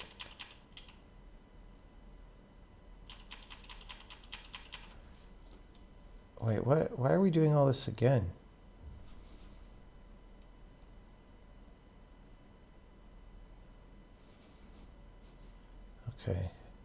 I must have been extra salty that day when I pasted that. I kind of know why I did that, but okay. So changed is, well, now it's true because hella stuff. Yeah, okay. So this is all here to do all this again in case the run pipe freed people up, which it did. And we don't handle the run pipe in this loop because it was expensive to keep flailing on it when people weren't ready to pass. So actually, this whole thing can go away if we remove the run pipe. That'll be great. That'll be great. Okay. Because actually, you know, one of the good things, so during development of the compiler, several times particular systems have gotten so big and scary that I just was worried about them. And then gradually we find ways to simplify them and make them better until they're good. Now almost no subsystems of the compiler seem scary to me at this point.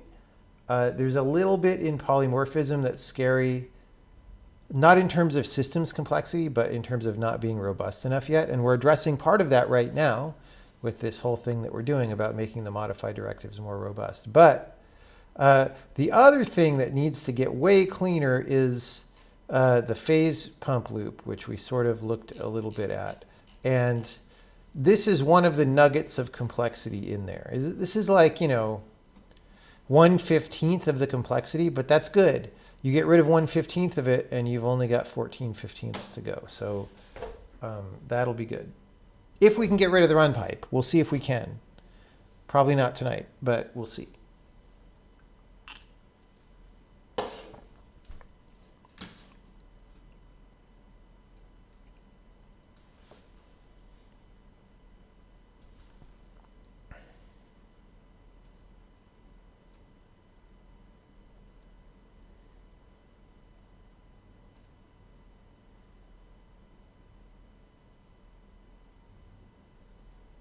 How about me and Casey watch a Black Mirror Bandersnatch? All we would do is complain about it, so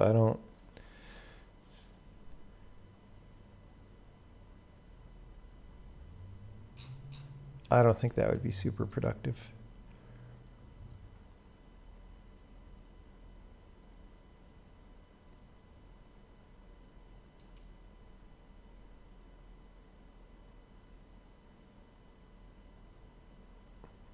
Does anyone have any info about how to write good data-oriented code?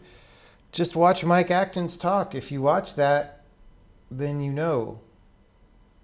He tells you what you need to do.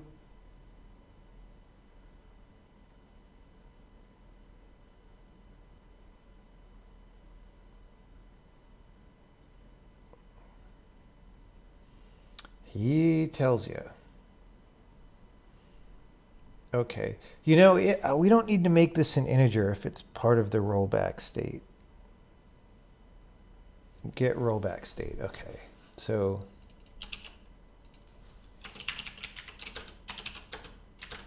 what just happened? I said arrow. Okay, so the unqueue and then this is inter.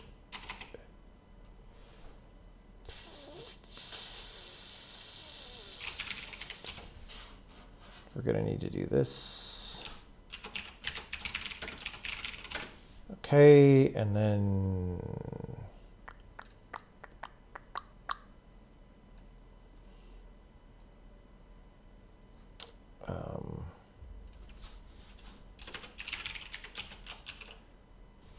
what? Just how do I close this? There's no X on the freaking.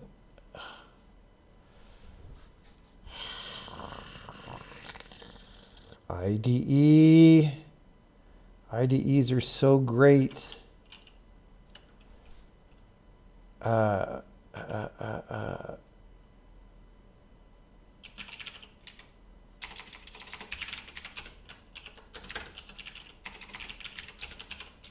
right. So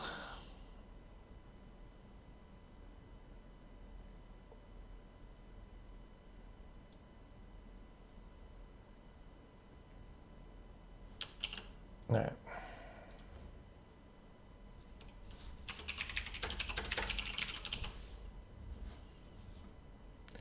And then go backwards. Ass.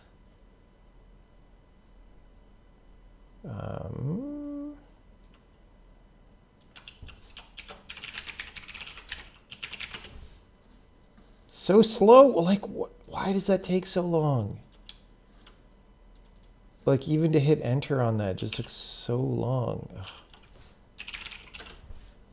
It's got to be a header for this, right? There it is.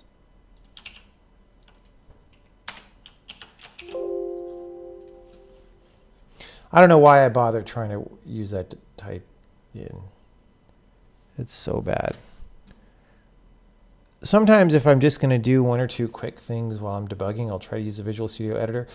Let's see what good ideas it has. Look, it's popping up a light bulb. It really has some suggestions of how to improve. Oh, wait, it's gone. It doesn't have any ideas anymore. It had an idea, and I was too slow to click on it. Usually they're really good ideas.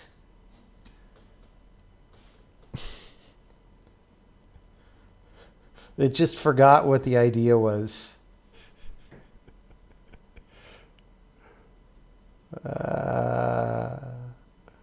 Oh my God. When I clicked on one of those on my laptop, it was the stupidest thing. I don't even remember what it was. It was so bad. It was worse than Clippy.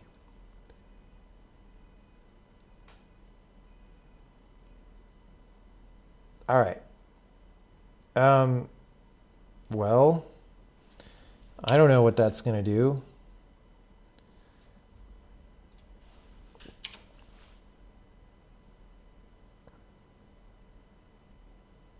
Giving it a little time.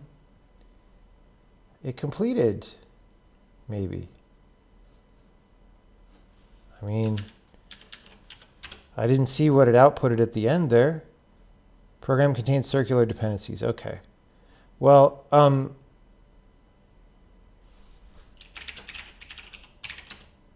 that's empty as usual.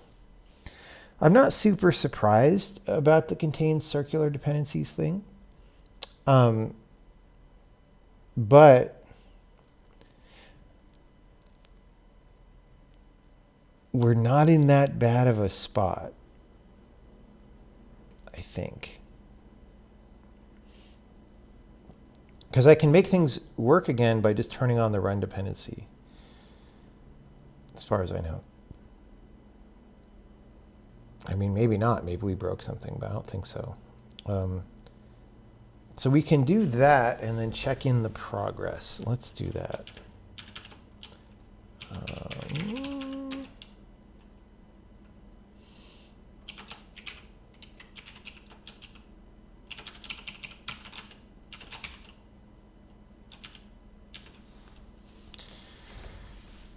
Okay.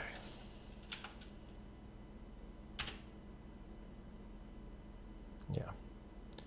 So that worked. So we're going to make sure everything works in release, and then we'll check in that progress. And then we have to figure out why it says circular dependencies instead of completing. Because I would guess that it should eventually complete. Oh, no.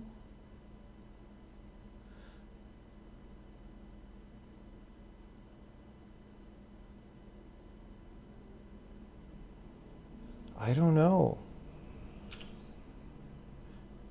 All right, well that compiles.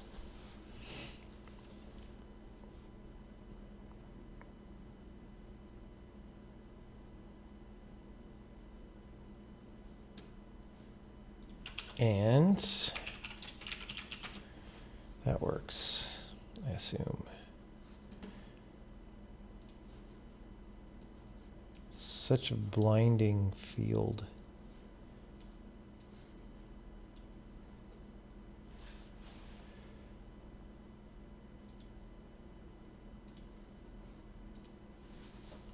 Do we say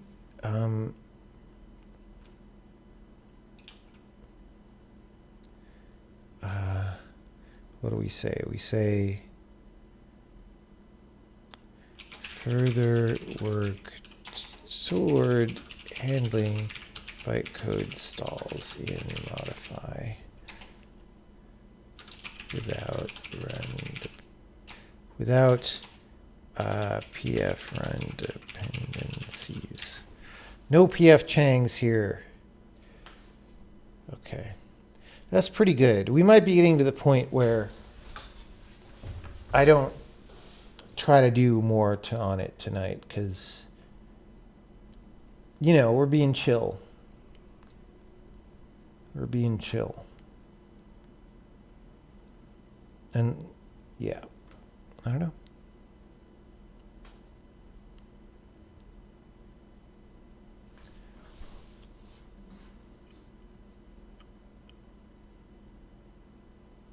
Did I make the debuggers are bad tweet mainstream? I don't think I did. Somebody else did.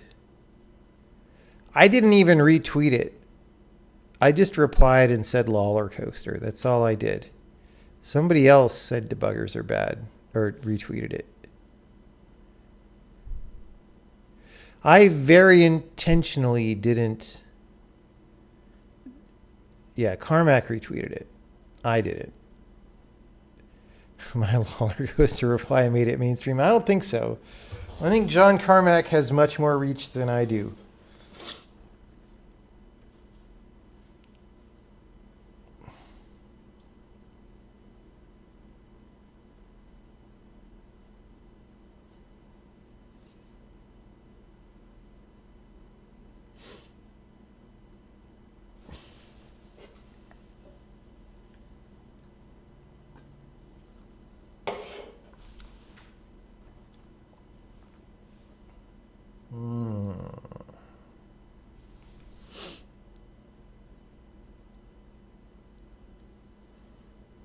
So the thing to wonder about this is either there's something further that's incorrect in the stalling that we're doing, or not the stalling, but the unqueuing and all that, or there's a conceptual problem where for some reason this program is not correct without the dependencies. That doesn't really make sense to me. I don't believe that that should be possible. But it might be that there's like, it might be that because there's some weird code that does a certain thing when people have run dependencies on each other in terms of progressing them. I don't know. I don't know.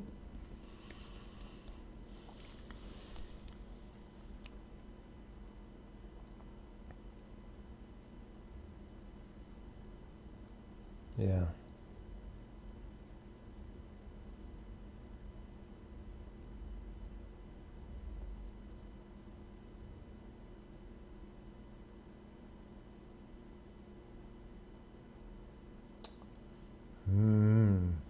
Let's see. Let's at least do some preliminary investigations. So, whoops, we're going to do this. And we're going to break in the report that this program contains circular dependencies. And we're going to see what's left in the pipes. And we're going to see if that tells us anything.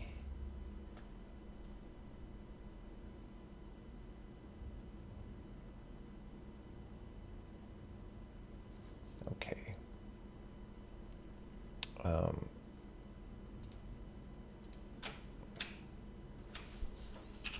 Interp pipes. Okay, well, we've got a lot of things, maybe not a lot, but some things in pipe infer.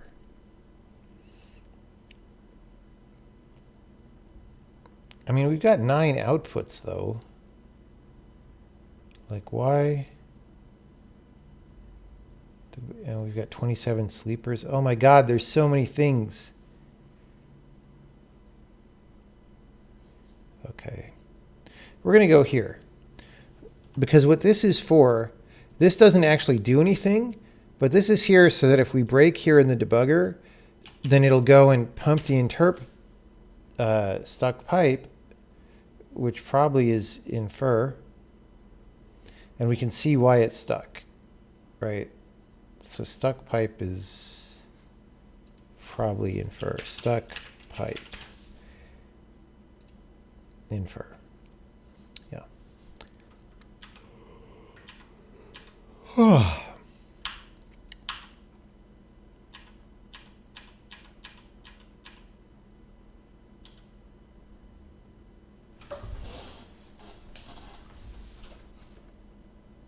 3 dependencies. We're on 2. The target is probably also in this pipe, right? Oh, the target's in run.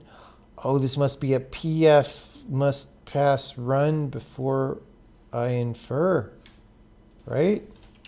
That's a crazy one. Do we still do that?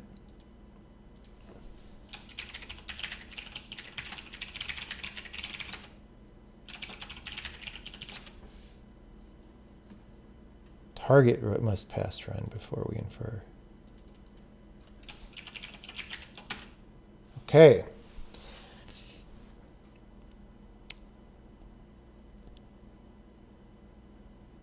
So someone ain't getting out of the run pipe.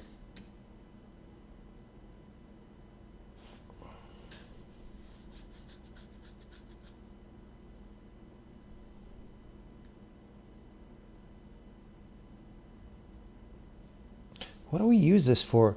Do we use this for modify directives? Because this pipe or this flag might be one that we can get rid of once we finish. That would be great. That would be so good. But let's see.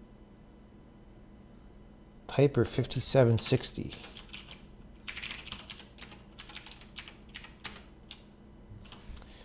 Yes. Okay. So when we do a modify directive, we say the procedure has to pass the run pipe before we infer this directive. Now it's true that we can't really do anything until this passes the run pipe, but this is, see, the problem is this just makes a log jam that we don't need, and it's complicated. So we're going to put on the to-do list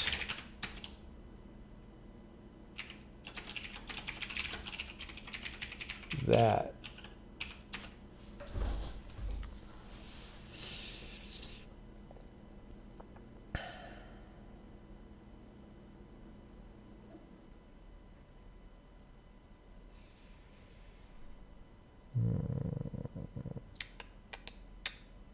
Is that the only instance of that?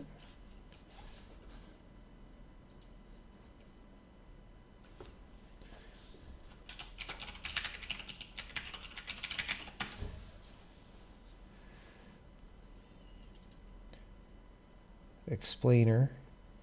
That doesn't matter.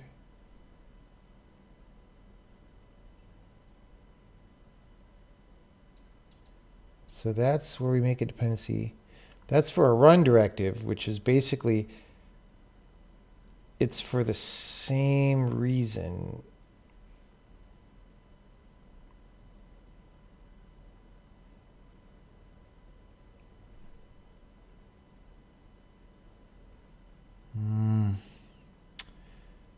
Yeah, we in principle don't need this if we do a good job.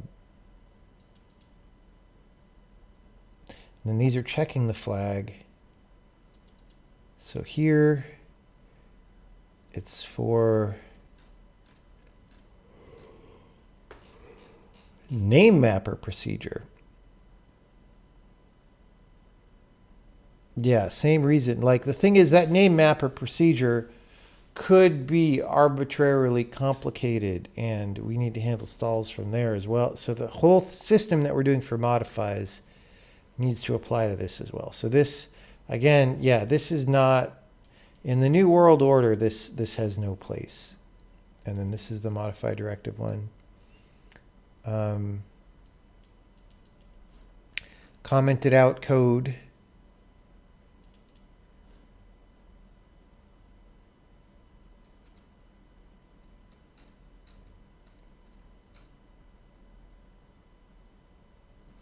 for struct instantiation procedure call.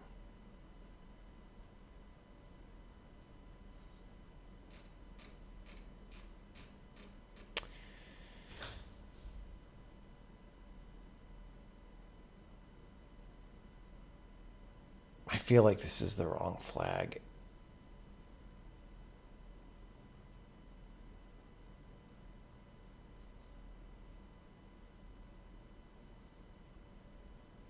Yeah.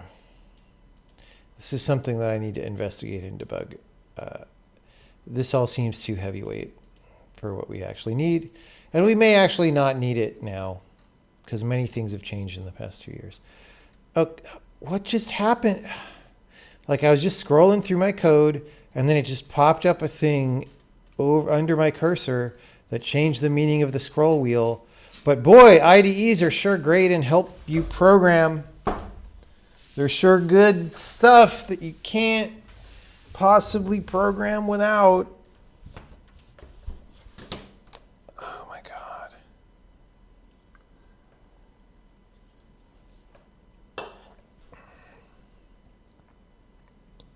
Why is it not self-hosted yet? Because that's a waste of time. Why do people ask that?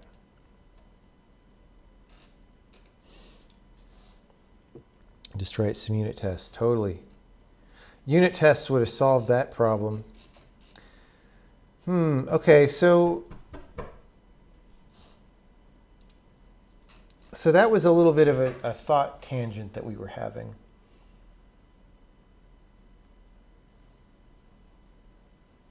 The thing is, we have a lot of guys in the run pipe. And I'm not sure why they are all in the run pipe.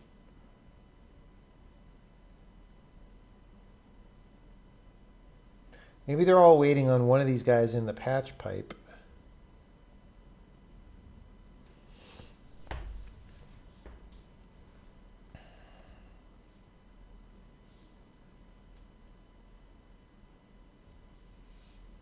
Oh, well. We could always change that code around our breakpoint to also just pump the run pipe no matter what. Even though that's not the pipe that's marked as stuck, you know, we can do this same process there and just see what is going on. Yeah. Yep. So we're breaking. Yeah. And that's going to happen for everybody.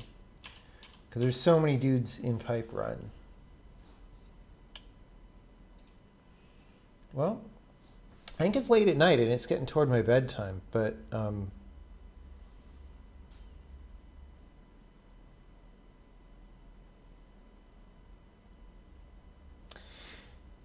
figuring out what is going on here would be the first order of business when I try to continue debugging this. You know, I have a little file dumper that does a graph of things, and we could try to use it. We could try to do a special report that only dumps things here and below. Because like dumping this, you don't want a little, you know, boxes and arrows graph with 2,000 things in it. That's not going to help anyone. So maybe if I could just dump out what all of this stuff is,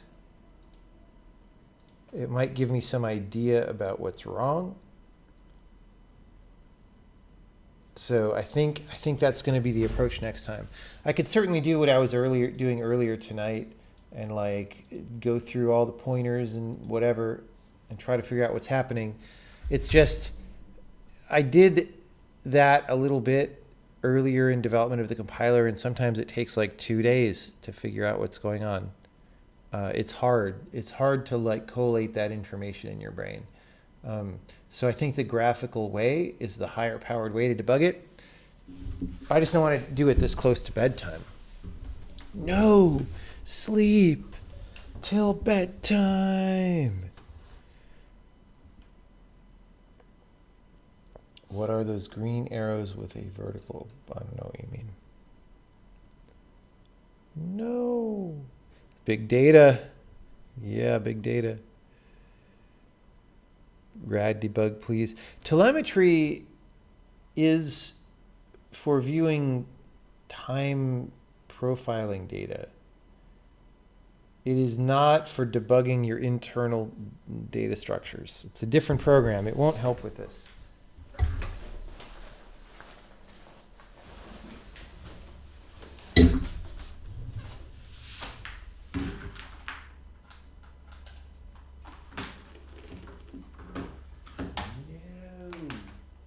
Sleep till bedtime. Arrows that appear next to the line your cursor hovers on. Oh, yeah, they do something. I'm sure if I click on that, some bullshit happens. Okay, it did something. I guess it moves the point of execution, which you can also do by right-clicking and saying set next statement. But then it also did something that took a long time, like see my cursor spinning. So now I'm really scared.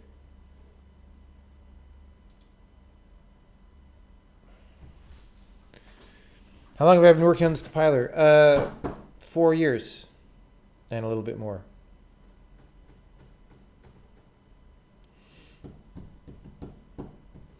(1914) Since 1914.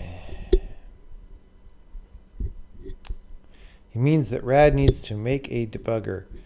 That is true.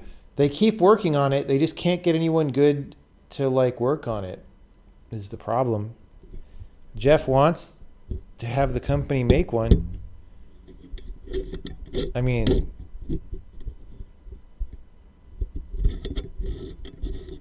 yeah. They just did. That's true. We'll see if it works out this time. It's like attempt number 3. Maybe third time is the charm, though.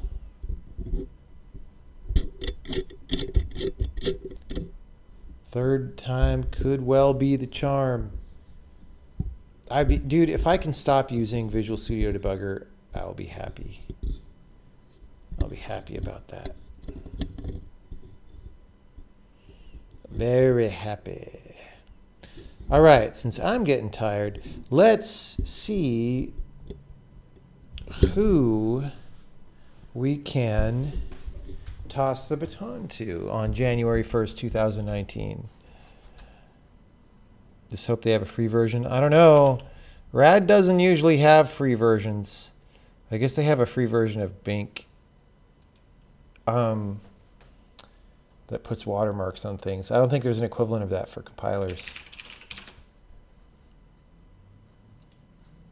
Let's look at science and technology. What is going on?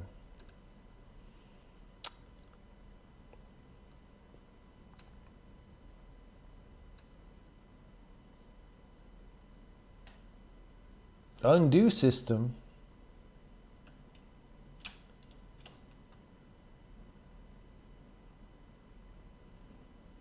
Curve data.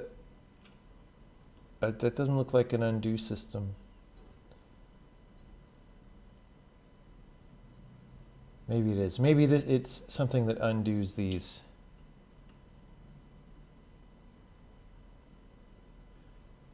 Okay. So that's a possibility.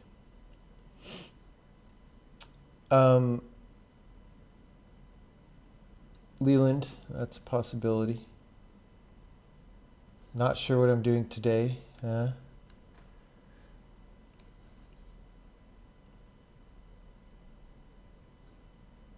JavaScript, no. That is out. All day game dev stream. Gram Jam. What's the Gram Jam? It It doesn't look like he's doing any programming.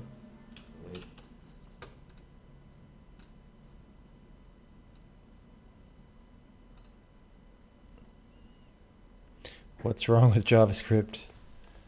There's totally nothing wrong with JavaScript except that anytime you see someone programming in JavaScript, you're allowed to go and laugh at them just out of the side, like really quiet, so that nobody hears. It's like, no, people aren't really supposed to know that you're laughing at the JavaScript people.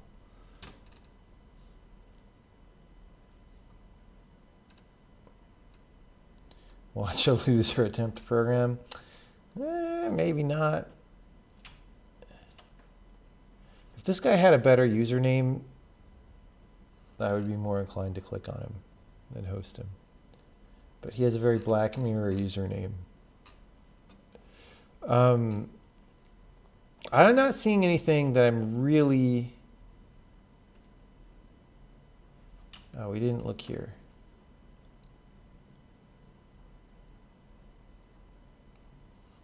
This also may not involve programming. Meshes, weapons, melee.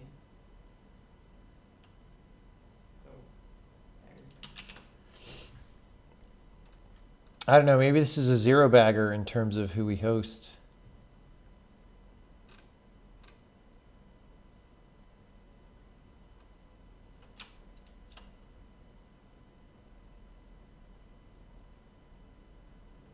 And come on, people. You gotta make the code go.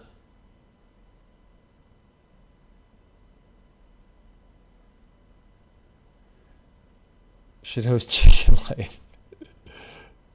People are still hanging over. No, we're not hosting Chicken Life.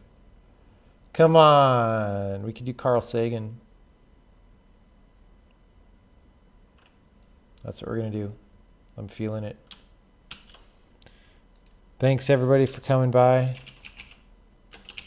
And I'll see you all later on. As soon as this raid goes.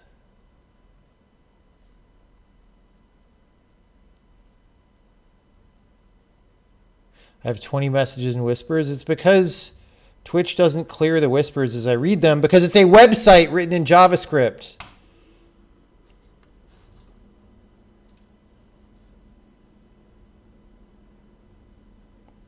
See y'all later.